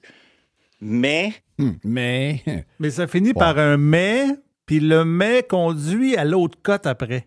OK. Parce mais qu'elle elle est comme surprise. Ah ouais? Ah ouais? Dans le milieu, dans le milieu de la culture, tout le monde pense pareil. Tout le monde pense... Ouais, c'est ça. Hein? Vous êtes sûr de ça? Ouais. Puis là, lui, il dit... Là, il a lâché l'exemple. Okay? Il a lâché l'exemple, puis... on voit que dans sa tête, il n'était pas sûr s'il devait dire ça, mais il le dit. Fait qu'on écoute. Mais un petit peu plus à gauche qu'à droite, parce qu'il y a différents sujets qu'ils ne se traitent pas. Comment je pourrais dire? Il y a des sujets que la... tu sais, mais quand je vais me mettre les pieds dans un piège. Il y a des sujets comme... On vous aime pour ça, en quelque sorte. Hein? Oui. Oh, oui, c'est ma signature. C'est notre marque de commerce. Oui. C'est ma marque de commerce, mais comme l'école Bedford.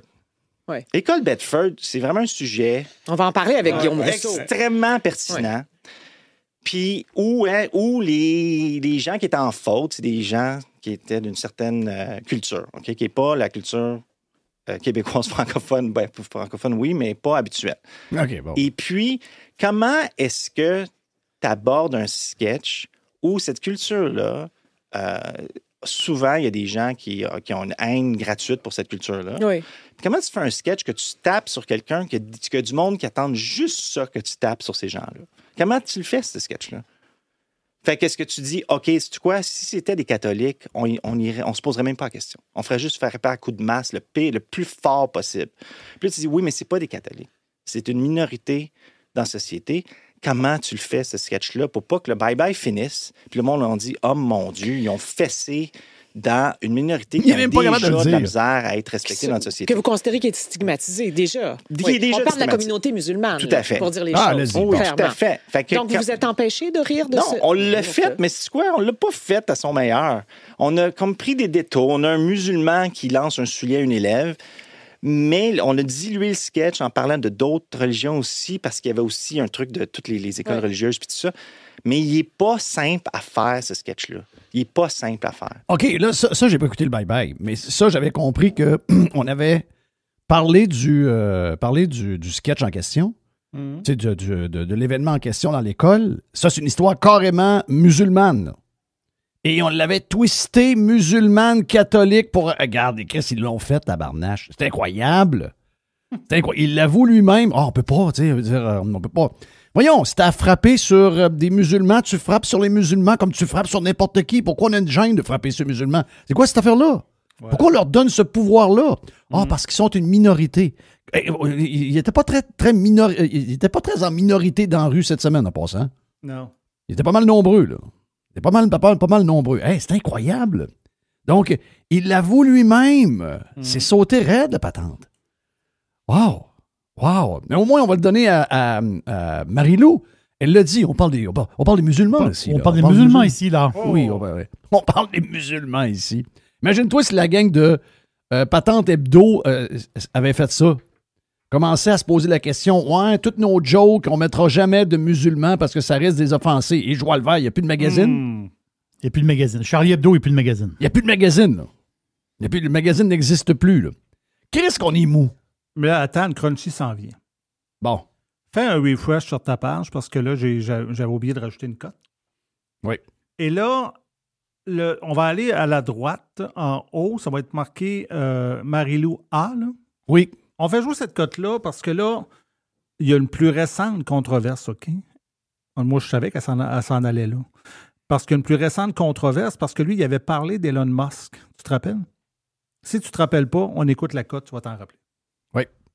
Tiger voulait juste que je le flatte un peu. Votre plus récente controverse concerne vos commentaires sur le salut nazi fait par Elon Musk. Oh, ouais.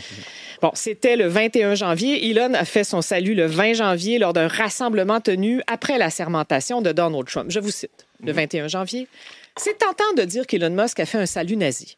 Ouais. Mais il offrait maladroitement son cœur au public. Il y a plein de choses à critiquer des politiques à venir, mais ce serait bien de ne pas déformer la réalité pour des clics et commencer à débattre avec des faits. Et oui, les médias, vous faites partie de ce problème. Cessons de faire les erreurs du passé si on veut un futur différent. Ouais. Bon, moi, j'ai deux questions pour vous à cet égard. Pourquoi vous donnez des opinions? Elle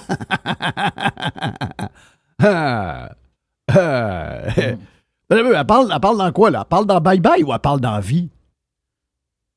Lui, ce qu'il a fait, lui, c'est qu'il l'a dit dans Vie, il l'a pas dit dans le Bye-Bye. Là. Ouais. OK. Il a dit, lui, il a parlé, il parlait pour lui. Viens-tu de demander pourquoi vous donnez des opinions? Oui. Pourquoi vous donnez des opinions? Non, mais twist-les d'une autre manière. C'est pourquoi tu fermes pas ta gueule. Ouais, mais Marie-Lou Arsenault, elle donne ses opinions, hein? Elle donne ses opinions. OK. À semaine longue. OK, mais pourquoi les autres n'ont pas le droit? Pourquoi lui n'aurait pas le droit de donner son opinion? C'est quoi l'histoire? Donc, ça dépend quelle opinion. OK. Tabarnache. Je sais que ça marche de même, là. Je sais, je suis au courant, là. S'il y en a un qui est au courant, je le sais, là. Mais il se cache plus. Ils le disent carrément. Ferme ta gueule. C'est ça que ça veut dire. Ferme ta gueule. Quand t'as pas les opinions de la gang, ta gueule. Pourquoi vous donnez vos opinions? Non, c'est pourquoi vous donnez des opinions qui sont pas pareilles aux nôtres? C'est ça l'affaire. Hey, Marie-Lou, au moins on va y donner. Elle ouvre son jeu un peu, contrairement à d'autres qui n'osent pas aller jusque-là. On va y donner, au moins elle le fait. Je te demande de faire un refresh à nouveau, je m'excuse. Mais on a du update tout le temps, ça c'est une bonne nouvelle. Oh oui, un petit update. J'ai Tiger dans mes mains, là. Tiger a besoin de se Tiger. Et là, ça va un peu bifurquer vers la liberté d'expression. On va écouter la cote numéro Marie-Lou 4. permettez-moi, si vous aviez lu avant d'émettre cette opinion-là, parce que la question, c'est est-ce que vous vous informez avant d'écrire ce commentaire-là? Pas assez. Bon, parce que Musk est associé à des mouvements d'extrême droite depuis plusieurs années. Il y a eu des propos antisémites, suprémacistes blancs, des allégeances au parti d'extrême droite AfD. Le jour même du geste, le 20 janvier, des historiennes du Troisième Reich, comme Claire Aubin et Ruth Bengiat, ont été citées par Le Devoir. Elles étaient sans équivoque. C'était un salut nazi. Oui, mais il y a quand même la Ligue d'anti-diffamation qui ont dit que ce ne l'était pas. J'ai quand même des gens qui travaillent dans le domaine, que c'est des experts qui avaient mon opinion aussi. Non, mais disons les choses. Il y a ça aussi. Il y a un débat qui est arrivé. Est-ce que je voulais faire partie de ce débat-là? Très mauvaise idée de faire partie. Mauvaise idée. J'aurais jamais dû écrire ça. Est-ce que, par exemple, le débat a lieu? Est-ce que le débat a le droit d'avoir lieu? Totalement. Est-ce qu'on doit faire débat avec ça? OK. Elle trouve les spécialistes qui ont dit que Musk a fait un salut nazi. Elle a dit que elle n'a aucun doute dans sa tête. Okay? Aucun doute dans sa tête. Tous ceux qui vont dire l'inverse, ça ne fonctionne pas. Tous ceux qui disent comme elle, ce sont les experts. C'est confirmé, c'est fait. On va le dire, là. Ils sont complètement sautés dans le coco, ce monde-là. Oh oui. Ça, c'est... Complètement sautés, là. Moi, je la crois pas. Sauté, là. Toi, tu ne la crois pas? Non, t'as peu.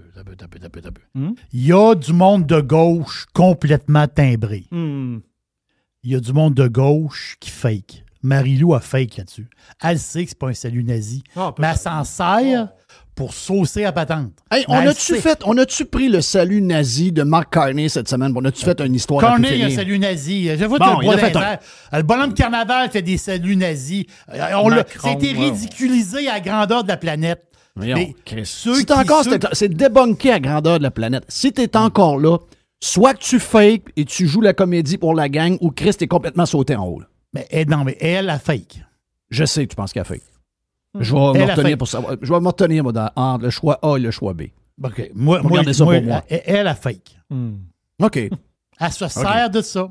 Mais pourquoi lui, il s'excuse d'avoir donné son opinion? Il fait pas s'excuse tout le temps. Il fait pas s'excuser, là. Premièrement, il a été insulté à l'infini sur les réseaux sociaux. Puis en plus, il l'a enlevé, ce post-là. Il a fini par l'enlever. Il a fini par l'enlever parce que lui, je sais, mais là, je le sais bien. Hey. Mais là, on n'écoutera pas la dernière cote, mais juste pour te dire que lui, ça explique peut-être des choses. Sa blonde est américaine. Ouais. Puis là, il va sortir un film, c'est de ça que la dernière cote parle, on n'est pas obligé de l'écouter, là, mais il va sortir un film prochainement il a dit dans ce film-là, c'est un film de fiction, mais il dit je fais toutes les jokes que j'ai pas pu faire dans le bye-bye. OK. Ça fait que ça. Moi, je vais aller le voir, ce film. Ça, c'est clair. OK, ça c'est hot. On va passer. Il nous reste encore 3-4 cotes, j'imagine, pour. On va y aller avec les profs contre Trump. Okay? C'est un peu l'article que tu as parlé hier. Hier, tu as parlé de ça, oui. Tu as parlé de ça concernant l'article dans la presse là, qui parlait qu'il y avait il y avait du monde qui commençait à se rebeller et à essayer d'influencer sur tout ce qui se passait aux États-Unis avec Trump. Là. Et là-dedans, il y a 2 profs. Et j'ai entendu ça en reportage à Radio-Canada cette semaine, je capotais. Puis on va écouter la première cote de ça. C'est un prof qui est en Abitibi. J'ai envoyé le lien à Jerry. Je te l'enverrai, Jeff, le lien parce que lui, il est sur les réseaux sociaux, il est sur Facebook. Là.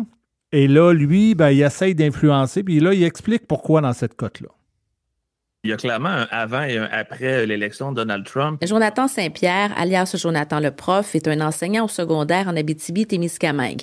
Il est aussi très actif sur les réseaux sociaux. Il compte 100 000 abonnés sur sa page Facebook et constate un engouement croissant pour ses publications. Depuis l'élection de Donald Trump, j'ai gagné près de 10 000 abonnés et j'ai jamais eu autant de réactions, de commentaires, de partages. Celui qui se décrit comme un activiste pédagogique suit l'actualité de près et publie quotidiennement ce qu'on pourrait qualifier de revue de presse à sa manière. Toutes les menaces d'annexion du Canada en tant que 51e État, c'est des choses qui inquiètent. Say you can always become a state, and if you're a state, we won't have a deficit. Canada and the United States. That would really be something. L'invasion du Groenland, le canal de Panama, toutes ces menaces-là, le rapprochement entre les États-Unis et la Russie, c'est inédit, c'est du jamais vu. Il dit s'être donné comme mission de combler le vide en information depuis que Meta a bloqué en août 2023 les nouvelles canadiennes sur ses plateformes.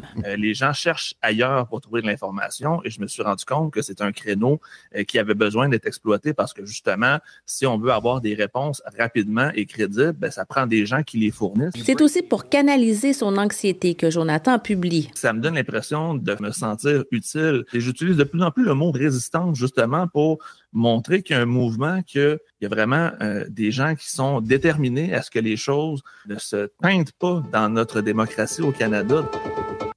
Je peux prendre des pilules aussi, là.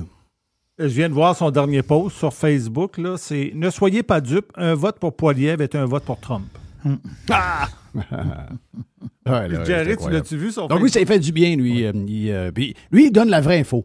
Il est anxieux. Lui, il donne la vraie info. Lui, il n'y a pas de Trump derangement syndrome. Il n'y a rien de ça. Lui, il juste. Tu revois sur son Facebook. C'est un hostie de prof encore. Oui, c'est un prof. Les hosties de prof à marde. C'est ça qui est énervant le plus. C'est un prof d'histoire et de géopolitique. Ben oui. Imagine-toi comment est-ce qu'il va sortir. Imagine-toi les flots qui vont sortir de son cours. Toi. Après ça, on se demande pourquoi les gens qui ont des diplômes sortent de là tout fucking même.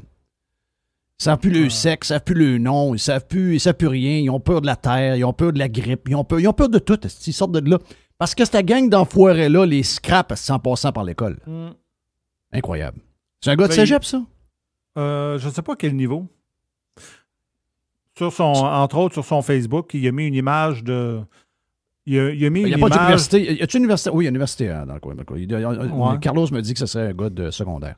On y va, on faut y aller pour la prochaine, mon ami. La prochaine code, c'était un autre prof. Okay, celui-là, il est à Gatineau, on l'écoute. Bon.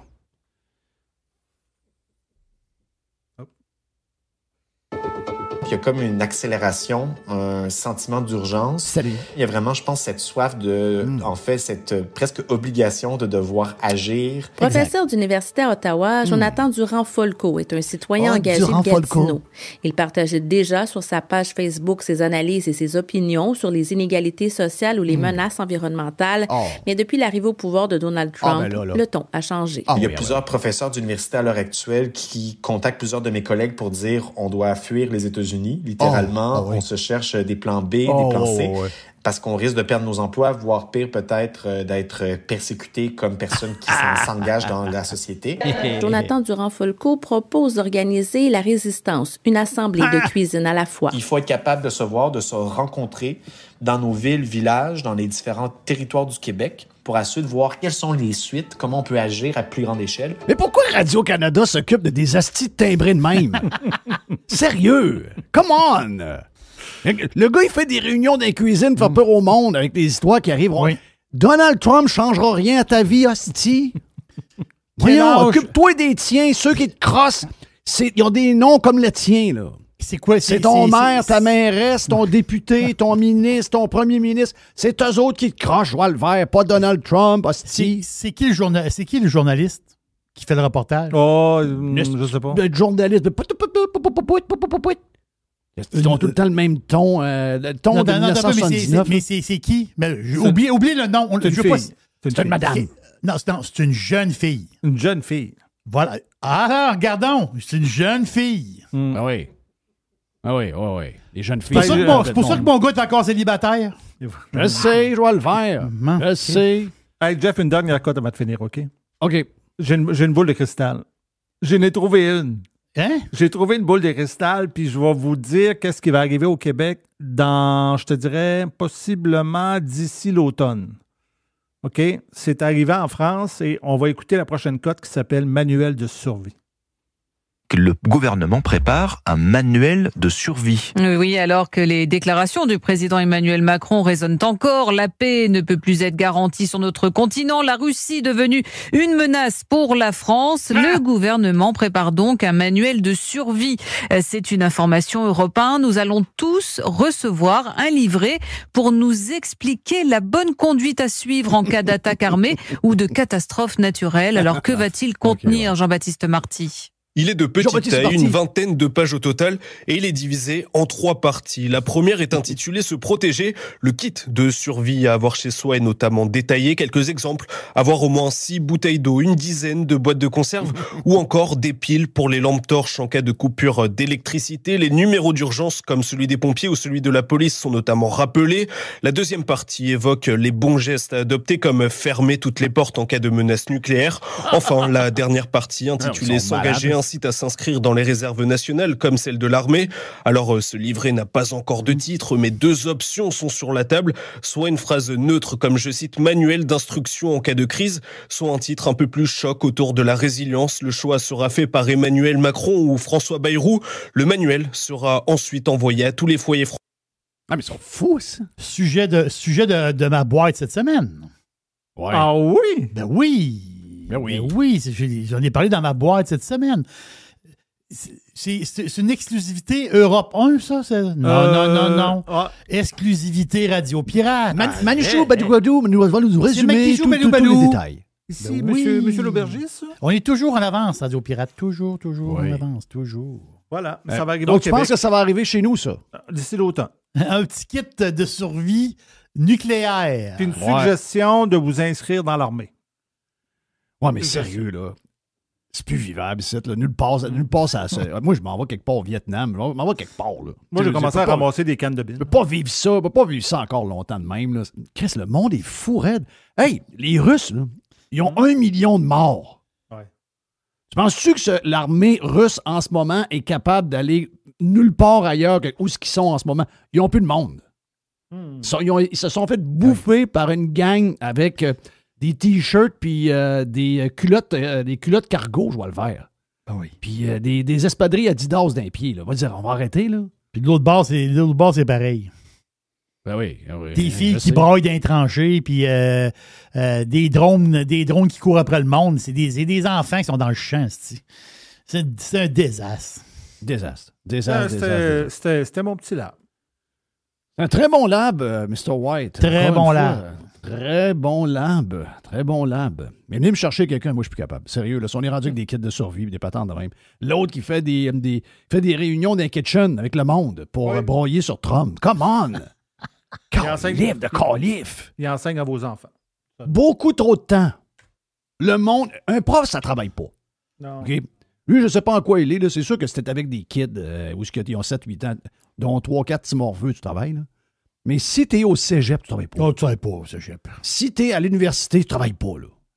Ces gens-là ont des journées complètes. Écoute, il y a des gens qui ont des comptes ex, ils écrivent toute la journée, ils sont profs. Tu regardes les heures, tu te dis, my God, ce gars-là arrête jamais. Tu regardes ce qu'il fait dans la vie, l'innocent, il va même le marquer dans sa bio. Prof UQAM. Hein? Le gars, il a du temps. Gang de malades. Thank you, man. Le labo de Mr. White. Radio Pirate. Do you like it? Yeah! RadioPirate.com. The Revolution. RadioPirate.com. Fresh 100%. 100% Pirate. Fédération canadienne des contribuables. À contribuable.ca. Vous sortez du stock pas mal, Nick, donc bravo. Merci d'informer les gens. Parce que on est vraiment dans une époque où on sent qu'il y a plus de nouvelles que jamais. Il y a plus de moyens de s'informer que jamais. Et on a l'impression que les gens sont le moins informés comme on n'a jamais vu. C'est incroyable, tout ce qui se passe avec l'histoire des tarifs, les histoires de Trump, les patentes. Tu sais, tu demandes à quelqu'un, les fraises sont plus chères, pourquoi? C'est à cause de Trump, Gaulis? Mais non, c'est à cause des tiens. Tu sais, des affaires assez basiques de même. Donc, tu te rends compte que les gens ne savent pas vraiment. Donc, c'est de là l'importance d'avoir des organisations comme vous autres, de remettre les pendules à l'heure, parce que souvent, en plus, on sait que les médias ont tous des agendas. Là, on le voit on le voit vraiment, là, surtout dans ce qui se passe avec le fédéral. On va en parler tantôt. Commençons d'ailleurs avec le fédéral, Nick. Allons-y avec la taxe du carbone. Je suis un peu mélangé là-dedans. Là. Je comprends qu'il y avait une taxe de carbone au fédéral. Il y a une bourse du carbone au Québec.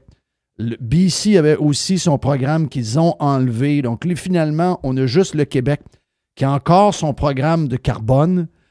Là, on est vraiment désavantagés. Là. Puis je sais que la presse, j'écoutais hier l'entrevue, hier, je pense qu'il avait donné mercredi, mais j'ai écouté hier sur X de Éric Duhem avec Gérald Filion, où Éric a été très bon. Gérald Filion revenait tout le temps. Là. Non, mais ça prend une taxe de carbone. Là. C'est important. Là. On ne peut pas donner aux prochaines générations la planète dans cet état-là. Là. Donc, dans la tête de beaucoup de politiciens et de journalistes, on est capable de changer le climat avec une taxe ou une bourse du carbone. Comment ça peut arriver, ça? J'essaie de comprendre l'histoire là-dedans. Je comprends pas, patente. Il y a un bout qui me manque dans ce programme-là. Même les libéraux viennent de reconnaître que finalement, c'était de la shit, cette affaire-là. Là. Effectivement, c'est ça le pire, c'est que le même gouvernement qui l'a mis en place, c'est pas mal ceux-là qui l'ont aussi aboli, ou du moins pour les consommateurs. Puis en même temps, c'est pas 100% aboli, il faut quand même le préciser, parce que officiellement, c'est quand même une loi qui a été passée par le Parlement. Là, à la base, ça a été déposé en 2016, mais c'est officiellement entré en vigueur à la grandeur du Canada en 2019.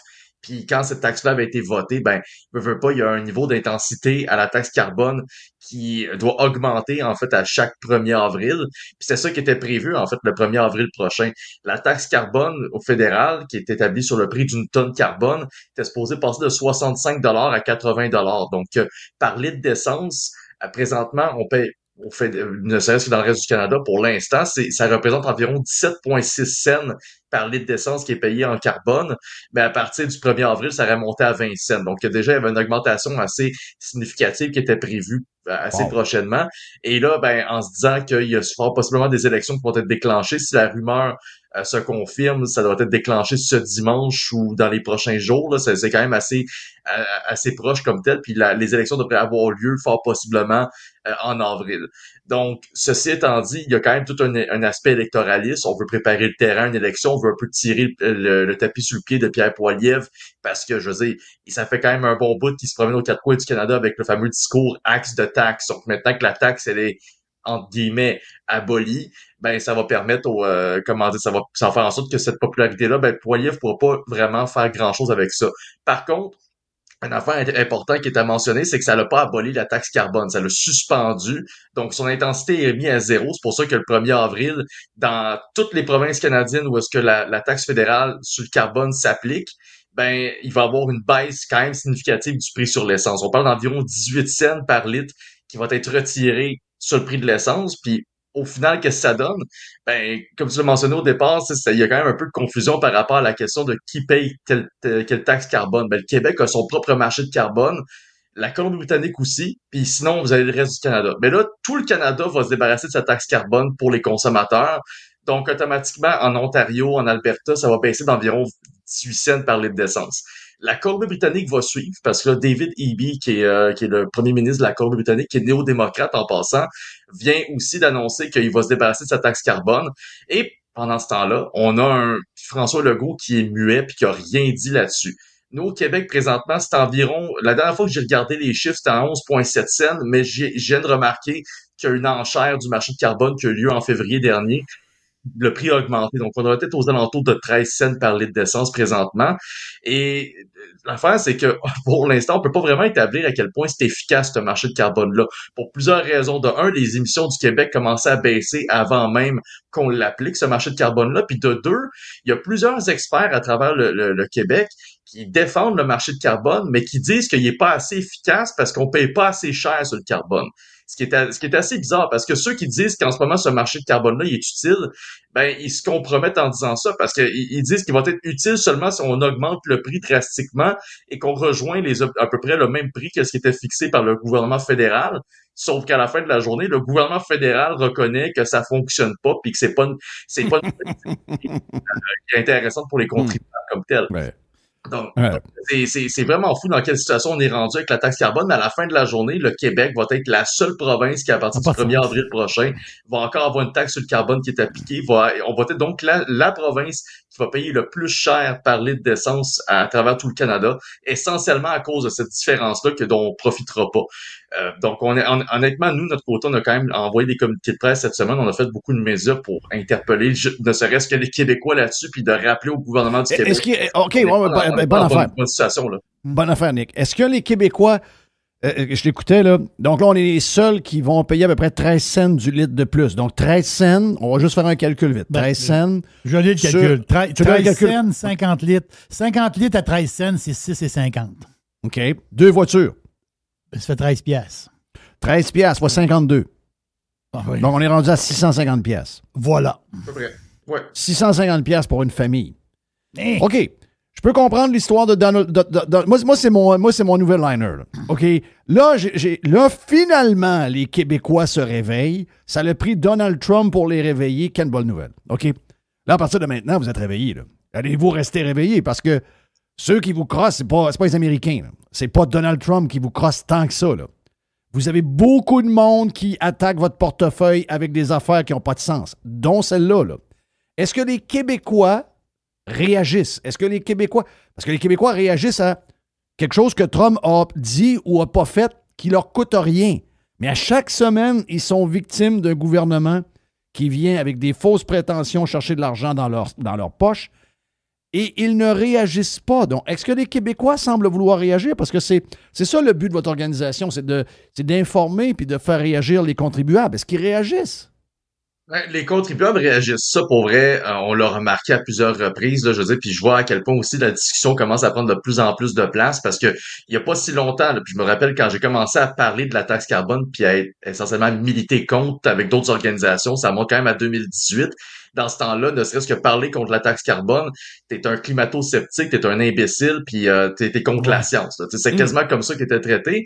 Là, à cette heure que le gouvernement fédéral, que Mark Carney, l'architecte de la taxe carbone, a lui-même aboli la propre taxe carbone qui a été refilée par son bon ami Justin Trudeau, ben là, le discours a carrément changé à ce niveau-là. Mais n'en reste que, faut rappeler que la taxe carbone fédérale n'est pas complètement disparue parce qu'il n'y a rien qui empêche Mark Carney de refiler la taxe à travers un prix sur les entreprises qui va nous être refilé aux consommateurs par la suite. Puis c'est pas mal ce que beaucoup de personnes appréhendent. Mais au Québec, il y a un réveil parce que jusqu'à pas si longtemps, il y a bien du monde qui pensait qu'au Québec, on payait pas de taxe carbone. Puis ça, c'est une vraie problématique parce qu'on voit pas cette taxe-là sur les factures, à moins que vous ayez, par exemple, un bill de gaz naturel. Que si, par exemple, vous avez du chauffage au gaz à la maison ou sinon vous avez un foyer au gaz, généralement, sur votre facture, vous allez voir un indicatif qui est marqué SPED. SPED, ça veut dire Système de plafonnement et échange des droits des émissions. C'est l'acronyme pour marché de carbone. J'ai vu quelques factures au Québec, il y a du monde qui m'en a envoyé, là, des gens qui ont des installations au gaz naturel, qui m'ont envoyé leurs factures, puis ils me démontraient effectivement, c'est plusieurs dizaines de dollars, voire centaines de dollars des fois selon la quantité de gaz. Donc, il y a une réalisation qui se faisait, mais au niveau politique. Parce qu'au niveau média, ça commence à s'inscrire. Michel Girard, dans le Journal de Montréal, en a parlé. Il y a plusieurs personnes, Mario Dumont aussi. Donc, au niveau médiatique, c'est accepté. Maintenant, au niveau politique, est-ce que c'est accepté qu'on a une taxe carbone? Est-ce que c'est accepté qu'on devrait s'en débarrasser, considérant que les autres provinces s'en sont départies ou vont s'en départir assez rapidement? Ben, pour l'instant, il y a c'est silence radio à l'Assemblée nationale. Il n'y a pas un seul parti politique qui a osé se lancer là-dessus. Je veux dire, il faut rappeler quand même que le Parti québécois, c'est pas tout à fait ce parti-là qui va l'abolir. Ça fait partie d'un de ses legs. Il faut se rappeler que ça a été mis en place en 2013. Puis à cette époque-là, le ministre de l'Environnement qui l'a mis, c'était Yves-François Blanchette. Donc, c'est clair que c'est pas ces formations politiques-là qui vont s'opposer à la taxe sur le carbone. Mais à la fin, ce qui est plus dommageable, c'est qu'on va être une des seules provinces on va être la seule juridiction canadienne à maintenir ce prix-là. Puis déjà que le Québec, quand tu compares la compétitivité de nos entreprises, quand tu les compares, la compares à celle des autres provinces, on est en arrière par rapport à la moyenne canadienne. Mais là, ces entreprises-là, veulent pas, elles vont être moins compressées par cette taxe-là. Il va quand même avoir d'autres mécanismes qui vont leur nuire. Mais celui-là va se retirer de l'équation pendant que le Québec va le conserver. Ça peut emmener, ne serait-ce qu'un peu, une sorte d'exode d'entreprises qui vont aller dans les autres provinces puis qui vont dire, non, on peut plus payer ce prix-là. Mais dans un contexte où est-ce qu'on est dans une guerre tarifaire, où est-ce qu'on veut protéger les emplois, c'est clairement pas le temps présentement de garder ne serait-ce qu'une pression supplémentaire sur nos entreprises. Puis il faut rappeler que même si le monde n'appelle pas ça une taxe carbone, le gouvernement québécois va chercher 1,5 milliard de dollars avec cette taxe carbone-là présentement. Puis ça, c'est avec un seuil à 13 cents par litre d'essence. L'affaire, c'est que le marché de carbone, le mécanisme qui est mis en place à travers la spéculation qui est faite sur ce marché-là avec la Californie, Ça va faire en sorte que le prix du carbone va doubler d'ici 2030. Donc, présentement, on s'en tire à pompe et prix, on est environ à 48-49 $ par tonne de carbone. Donc, on était moins cher qu'au fédéral. Mais d'ici 2030, les prédictions nous amènent à 97 $, voire 100 $ la tonne de carbone. Là, ça veut dire que sur chaque litre d'essence, on va doubler. C'est ça. Quasiment 30 cents le litre, là. Exactement. Je veux dire, la taxe sur le carbone, non seulement ça pourrait doubler, mais il faut rappeler qu'au Québec, on a cette belle magie de la double taxation. Donc, on a TPS puis TVQ qui s'applique sur les taxes, qui s'applique sur l'essence. De là, mon 30 donc, cents. essentiellement, ça va. C'est ça, c'est là le 30 cents qui va se faire. Puis c'est quand même un montant non négligeable par rapport à la facture qu'on va payer. Donc, ça va avoir un impact non négligeable sur l'économie québécoise. Wow. Vas-y donc, Jerry. Mais juste comme ça, là. Si Carney enlève la taxe, je sais qu'il n'est pas enlevé officiellement, là, parce que là, c'est pas passé au Parlement, là, mais mettons qu'il l'enlève, il doit avoir une idée en arrière de la tête pour twister une autre affaire en arrière. Là. C'est quoi? Y a-tu des affaires que vous pensez, vous autres, qu'il y a un genre de plan qui pourrait avoir pour, pas appeler ça de même, mais faire une autre twist par en arrière pour que ça passe? Ben, il y a deux affaires. La première, c'est celle qui fait pas le moins peur, mais qui est la plus prévisible, puis qui existe déjà, c'est qu'il y a déjà une taxe carbone qui est appliquée sur les entreprises. Donc, fort possiblement que le prix qui est refilé aux consommateurs va être essentiellement refilé aux entreprises par la porte en arrière, puis il va y avoir comme des mesures atténuantes, puis des crédits d'impôt, puis des exemptions pour certains secteurs d'activité, comme c'est le cas au Québec. Le marché de carbone, là, il n'est pas universel au Québec. Vous avez plusieurs secteurs d'activité, les cimenteries, les alumineries, il y a plusieurs manufactures qui, à cause du contexte où est-ce qu'elles sont en compétition avec le marché international, on leur donne des exemptions sur la taxe carbone. Ou du moins, puis la manière qu'on le fait, c'est qu'on leur donne des crédits gratuits. Donc, c'est les contribuables qui payent leur crédit carbone pour qu'eux autres, ils puissent compenser leurs émissions. Mais c'est toute une magouille, essentiellement, à la fin de la journée. Mais pour venir à la question de Carney, la première des choses, c'est ça, c'est de nous refiler la taxe carbone des consommateurs, mais aux entreprises. Fait que les gens vont payer cette taxe-là, mais à travers l'augmentation naturelle des prix qui va suivre. Puis la deuxième des choses, c'est qu'on l'appréhende beaucoup, puis on va se battre bec et ongle pour pas que ça arrive, parce qu'on parle beaucoup de tarifs ces temps-ci, c'est des tarifs carbone. Et ça, Mark Carney en a parlé à plusieurs reprises. Dans le fond, il aimerait ça implanter un mécanisme de tarif carbone pour tous les produits importés de l'extérieur du Canada. Donc, tu sais, en ce moment, on a toute la tiraillade par rapport à Trump qui veut apparemment partir dans une guerre commerciale contre tous les autres partenaires commerciaux des États-Unis. Mais en réalité, si Carney fait ça, c'est à peu près l'équivalent aussi. Il va se mettre à implanter un tarif qui va affecter ne serait-ce que les relations commerciales entre le Canada puis le reste. Puis à la fin, c'est-à-dire, si vous faites venir un produit de la France ou un produit des États-Unis, ben vous allez payer un tarif carbone. Donc, il y a quand même toute une vision sur le plus long terme où est-ce que d'autres mécanismes comme ça, plus coercitifs, vont s'installer.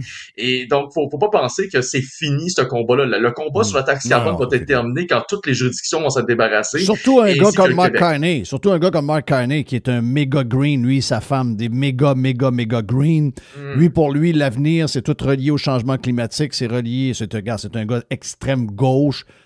J'ai même peur qu'on s'ennuie de Justin Trudeau, les amis, là, parce que des fois, d'avoir quelqu'un d'un peu nono, tu fais pas grand-chose. Le gars n'a pas travaillé fort, on l'a vu. Là, on a un enragé qui s'en vient. Là. On a quelqu'un qui a vraiment un objectif. Il veut nous mettre à genoux via le climat. C'est quelqu'un qui a un agenda assez clair.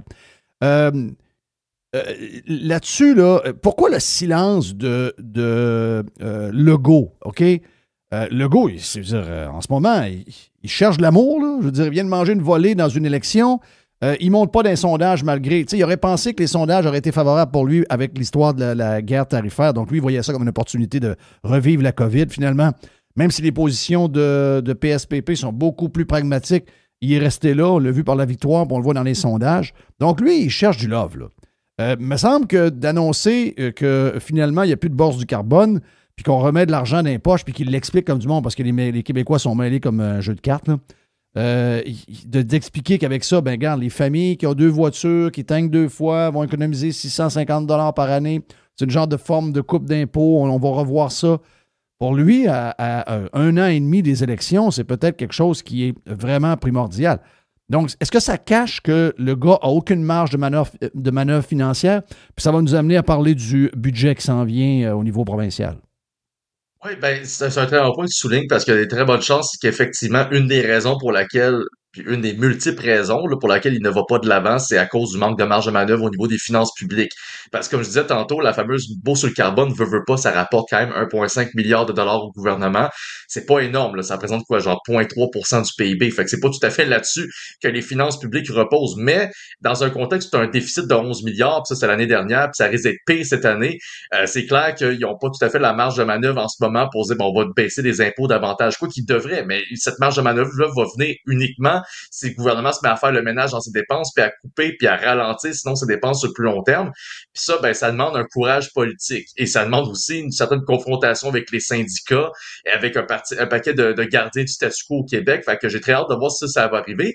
De deux, parlant de gardiens du statu quo, ben, la taxe carbone québécoise ou le marché de carbone, veut pas, il y a quand même un certain nombre de personnes qui la défendent au Québec, tant dans les médias que dans les institutions universitaires, que dans les partis politiques. Il y a des bonnes chances que il considère de son côté que ce soit pas un choix stratégique, ne serait-ce que là, ben, c'est pas, je veux dire, si une baisse d'impôts, si une baisse de la taxe carbone, ça irait chercher un certain électorat qui est plus à droite, qui est plus conservateur fiscal, qui va en avoir plus dans ses poches, ben, l'abolition du marché de carbone pourrait éloigner pour ce que ça vaut, certains électeurs plus à gauche, plus sociaux-démocrates de la CAQ qui restent vers le PQ, par exemple, au Québec solidaire. Puis ces partis-là, je suis persuadé, j'espère me tromper, mais je suis persuadé que ces partis-là vont finir par reprendre la balle au bon puis défendre le marché de carbone sous la notion que ben, le Québec est une société distincte. Nous, on fait notre part. Nous, on se soucie de l'environnement. C'est notre manière de le démontrer, même si on peut ça n'a aucun impact sur l'environnement. Non, ça n'a aucun impact. Exact. Il faut qu'il nous prouve quel est l'impact de cette affaire-là. Qu'est-ce que ça donne concrètement? Et ça donne rien concrètement. Je veux dire, moi, je suis pas contre le fait qu'on doit changer des choses pour faire attention au climat. Je sais pas si on a une influence sur le climat. J'en ai aucune espèce d'idée. Mais je suis plus relié à la pollution, je suis plus relié à la nature, les patentes. On a des choses à corriger, il n'y a aucun problème avec ça. Mais si tu essaies de me faire à croire que par une taxe, tu gères le climat, je sais tout de suite que tu es un crosseur, OK? Ça ne fonctionne pas comme ça. Le climat ne sera pas influencé par une taxe. Anyway, ils n'ont pas encore réussi vraiment à m'expliquer clairement comment on influence le climat. Il y a des chiffres qui revolent, il y a des prédictions qui sont renversées avec le temps. Malheureusement pour eux, là, maintenant, ils sont plus bright, ils les mettent plus loin. Puis ils veulent s'assurer qu'on soit tous morts pour voir s'ils vont se réaliser ou pas. Mais ils ont fait beaucoup d'erreurs. C'est devenu... c'est une patente à gosse, ça, pour taxer. C'est une patente à gosse pour contrôler. C'est une patente à gosse pour leur agenda de leur nouvelle économie mondiale, etc., etc. Moi, regardez, ils m'énervent avec les affaires. Que François Legault soit tombé là-dedans. C'est niaiseux ce que je vais dire, là. Mais quelqu'un qui se soucie de la Terre et qui se soucie du réchauffement climatique, il n'y a pas une femme qui fume 2 paquets de cigarettes par jour dans la maison. C'est aussi niaiseux que ça. Regarde, commence par toi-même. Pas rien faire. Occupe-toi de ta santé, occupe-toi de l'air, occupe-toi de tout ce que tu veux. Il y a une chose qui est sûre, là, regarde, ça ne fit pas pantoute avec le discours. Je trouve ça bizarre. Je trouve ça vraiment, vraiment bizarre. Le budget, Nick, tu vois quoi comme... de ce que je viens d'entendre, tu penses que le déficit sera plus grand que 11 milliards? Oui, ben, pas juste moi qui le pense, même le ministre des Finances, Éric Girard lui-même, pense que ça va être plus que 11 milliards. Fait que déjà, les étoiles sont alignées pour qu'on ait vraiment un shit show la semaine prochaine. Oui, il avait comme fait un genre de... Il y a quelques mois, nous disant qu'il y a quelque chose qui se brassait. C'est vrai, il nous l'avait dit. Ben déjà, quand il a fait sa mise à jour économique en automne dernier, c'était déjà pas très beau, là, malgré le fait qu'il avait été chercher des revenus supplémentaires avec l'impôt sur le gain en capital qui finalement s'appliquera pas, puis qu'il avait été en mesure quand même d'aller chercher des revenus supplémentaires avec l'augmentation naturelle des revenus comme tel. Ils ont réussi à dépenser plus que prévu, ils ont réussi à vider leurs réserves d'urgence à moitié et ils ont gardé le déficit à la même place. Fait que en dedans de 8 mois, entre le moment où ils ont présenté le budget puis qu'ils ont fait une mise à jour économique, la situation financière du Québec s'était clairement pas améliorée. Puis en plus, la dette, elle avait augmenté de 10 milliards comme ça, par magie. Fait que, il y avait comme vraiment un paquet d'affaires qui faisait aucun sens dans cette fameuse mise à jour économique-là. Mais là, il y a quelques semaines à peine, en fait, quand ils ont annoncé que le budget allait déposer le 25 mars, Éric Girard, il a lui-même dit que le déficit allait être plus important que prévu cette année. Puis cette année, le déficit, si on suit la tendance qui était projetée, l'année passée, c'était 11 milliards. Puis cette année, c'était supposé, pour 2025-2026, c'est supposé être aux alentours de 9,8 milliards. Fait qu'on sera encore dans le rouge solide. Mais ça, c'est les projections avant qu'ils nous disent que ça va être pire que prévu. Fait que, tu sais, mais là, on s'entend qu'on va avoir beaucoup de Trump dans le discours puis dans le livre. Oui, ben absolument. Puis attendez-vous aussi à entendre parler un peu de à quel point les changements climatiques ont fait en sorte que l'hydraulicité des turbines d'Hydro-Québec soit moins bonne, puis que parce qu'il y a moins de revenus pour Hydro-Québec cette année, là, même si on s'est distribué des bonus puis des augmentations de salaire puis tout le kit, Hydro-Québec veut pas, quand ses revenus sont affectés à la baisse, ça a un impact aussi sur les revenus du gouvernement du Québec. Puis pour une deuxième année d'affilée, Hydro-Québec a des problématiques à ce niveau-là. Puis c'était une des raisons qui a été citée l'année dernière pour comme justifier le déficit monstre de 11 milliards. Ça, les pertes de revenus des sociétés d'État, puis aussi les ententes qui ont été signées avec les syndicats, qui vont clairement nous plomber pour les prochaines années aussi. Fait que j'ai très hâte de voir. C'est sûr que comme tu l'as mentionné, la guerre tarifaire, ça va être clairement sur toutes les lèvres. Puis tu sais, on parle de programmes de financement qui sont mis sur la table présentement, qui vont jusqu'à 50 millions de dollars pour des entreprises. Ça, c'est crazy. J'ai très hâte de voir. Oui, j'ai très hâte de voir comment ça va être distribué. Ça va être fou raide. Fait que, tu sais, je fais ma prédiction à chaud, puis j'espère avoir tort. Honnêtement, mon but, c'est que au final, j'ai tort parce que les finances sont dans un meilleur état que ce que je disais, mais je m'attends à ce que ce soit un déficit aux alentours de 15 milliards. Donc, si l'année passée, c'était historique, ça va être encore plus cette année. Et ce que j'ai peur, ce qui me dérange beaucoup, c'est qu'il n'y a pas eu vraiment d'annonce de mesures pour ne serait-ce qu'alléger le fardeau fiscal des contribuables. Parce que c'est bien beau de dire qu'on a eu une baisse d'impôt de 1% là, en 2023 sur les 2 premiers paliers d'imposition. Mais ils ont été récupérés. Ça a été récupéré depuis ce temps-là. Ben oui. Exact. Sur les charges sociales à chaque année, le RQAP, le RRQ, l'assurance emploi, sinon les taxes municipales, les taxes sur les matriculations, tout ça a fait en sorte que finalement la moindre économie que tu as pu faire avec cette baisse d'impôt-là, elle est partie depuis un moment. Fait que là, j'ai hâte de voir est-ce qu'ils vont faire une mesure pour alléger le fardeau sur ne serait-ce que la taxe provinciale sur l'essence ou la taxe carbone, who knows. Là, pour l'instant, il n'y a rien de ça qui a été fait. Puis il y a plusieurs institutions, comme l'Institut du Québec, qui font des sorties depuis quelque temps pour demander au gouvernement d'augmenter les taxes. Parce qu'ils font le même constat que nous. Ils voient effectivement l'état des finances, la dette qui se creuse, les déficits à perpétuité, les paiements de dette d'intérêt sur la dette qui vont nous coûter 50 milliards au courant des 5 prochaines années. C'est complètement débile. Puis eux, ils disent, la seule manière de régler cette situation-là, c'est de ralentir les dépenses, ce à quoi on est d'accord avec ça, mais aussi d'augmenter la TVQ. Ça met hors de moi. Ils proposent d'augmenter la TVQ de ne serait-ce que de 0,5%. Tu sais, juste assez pour que le Québec ait la taxe provinciale la plus élevée au Canada. Tu sais, juste pour plomber encore plus notre économie puis notre pouvoir d'achat. Puis ils disent que, dans le fond, malheureusement, il n'y a rien à couper. Fait qu'il faut qu'on s'oriente vers des revenus supplémentaires. Il n'y a rien à couper. C'est pour vrai, parce que si tu fais juste dire on ralentit les dépenses, c'est carrément ridicule. Il faut que tu coupes dans des dépenses de manière permanente. Puis ça, il n'y a personne qui a fait l'exercice encore au gouvernement québécois. Là. Ben oui, il n'y a rien à couper. Oh, moi, je les haïs, là. Je suis obligé de dire, j'ai haïs. Mais je comprends pas le monde. Je comprends pas. J'aimerais tellement ça que le monde soit fâché de même envers les nôtres. Ils sont pas fâchés. Ils sont fâchés comme je les ai jamais vus fâchés, mais le gars, c'est pas lui qui fait rien, c'est les nôtres qui font ça, qui nous volent. Incroyable. Le nouveau système de santé, c'est quoi? Donner moins d'argent au monde pour avoir des services à domicile. On l'a vu qu'ils vont couper de l'argent des services à domicile. Du pauvre monde, Chris, qui ont besoin d'une infirmière pour aller à la maison une fois de temps en temps. C'est pour ça qu'on paye des impôts. Mais on paye des impôts pour ça. Puis après ça, on l'entend parler que la nouvelle que la nouvelle machine avec la madame, là, OK? Oui. Ils ont engagé des fonctionnaires. Ils en ont trop. Ils ont engagé ils ont engagé du monde dans la patente que Dubé, lui, il a délaissé ça. Il a délaissé ça. Comment ça s'appelle, la patente de santé, là? Service santé. Agence Santé Québec. Ben voilà, mais les autres, ils ont engagé du monde. Ils ont engagé des fonctionnaires. Oui. Ah, c'est crazy. Pensez à ça, la machine, pendant que tu coupes dans le service direct à la société, de l'autre bord, la machine, elle s'engraisse. C'est fou, là. Surtout, l'Agence Santé Québec, c'est totalement débile parce que, dites-vous que ça a été passé sous forme d'un projet de loi en mars 2024, puis c'est entré en vigueur, ou du moins opérationnel, à partir de décembre 2024. Donc, ça fait comme 4 mois, là, essentiellement, que cette agence-là existe, plus ou moins officiellement. Et l'affaire, c'est que, entre-temps, La première des choses qu'ils ont fait, c'est qu'ils ont rempli ça de personnes du privé qui sont devenues des fonctionnaires dans la machine. Tu sais, entre autres, Biron, la madame j'ai oublié son prénom, c'est-tu Geneviève Biron?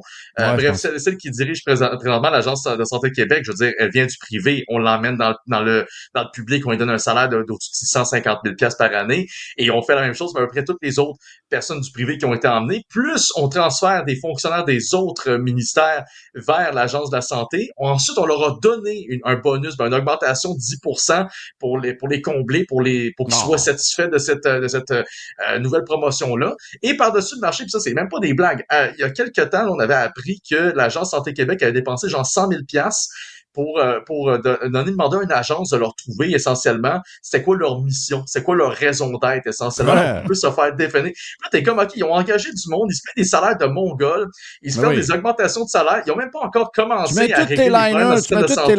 Tu mets tous tes liners, puis tu mets toutes tes réunions dans un AI, puis il peut te fournir ça assez vite, assez rapidement. Trouve-moi ou encore, même Fever, sacrément, est capable de faire de quoi pour 5 piastres à 50.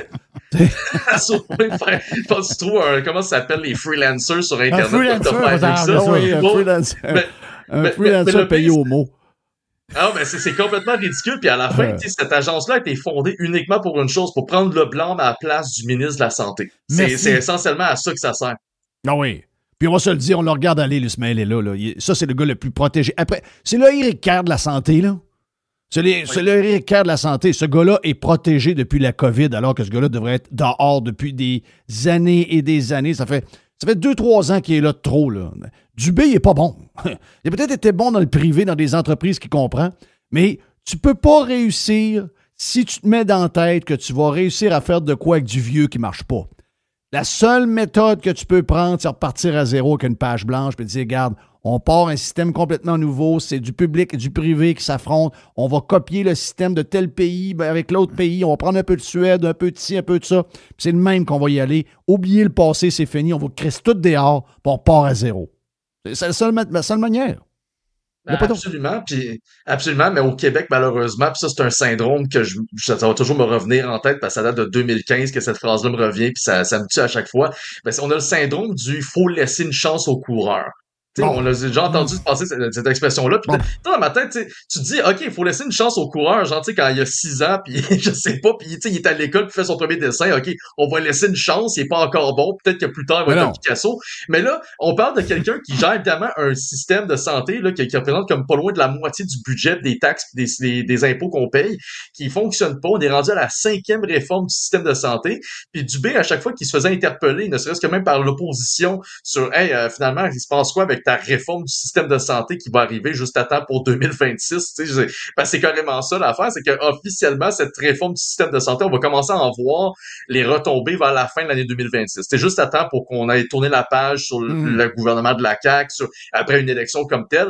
Là, à chaque fois, les commentateurs politiques ou sur les différents plateaux défendaient Dubé en disant, il faut laisser une chance, c'est pas la première réforme, puis il faut qu'il y ait une étape à la fois, puis laissons-y le temps de faire les choses comme du monde. Non, regarde, s'il va dans la mauvaise direction, c'est là qu'il fallait l'empêcher de le faire, mais là, il est trop tard, l'agence a été créée, l'argent est déjà dilapidé, les fonctionnaires sont rendus n'importe où sauf à la bonne place, puis malheureusement, on va sûrement avoir une 6e réforme du système de santé d'ici à la fin de la décennie. Là.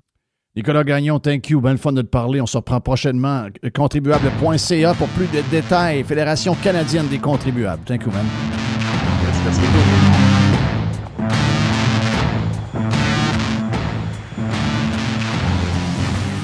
Jeff Fillion.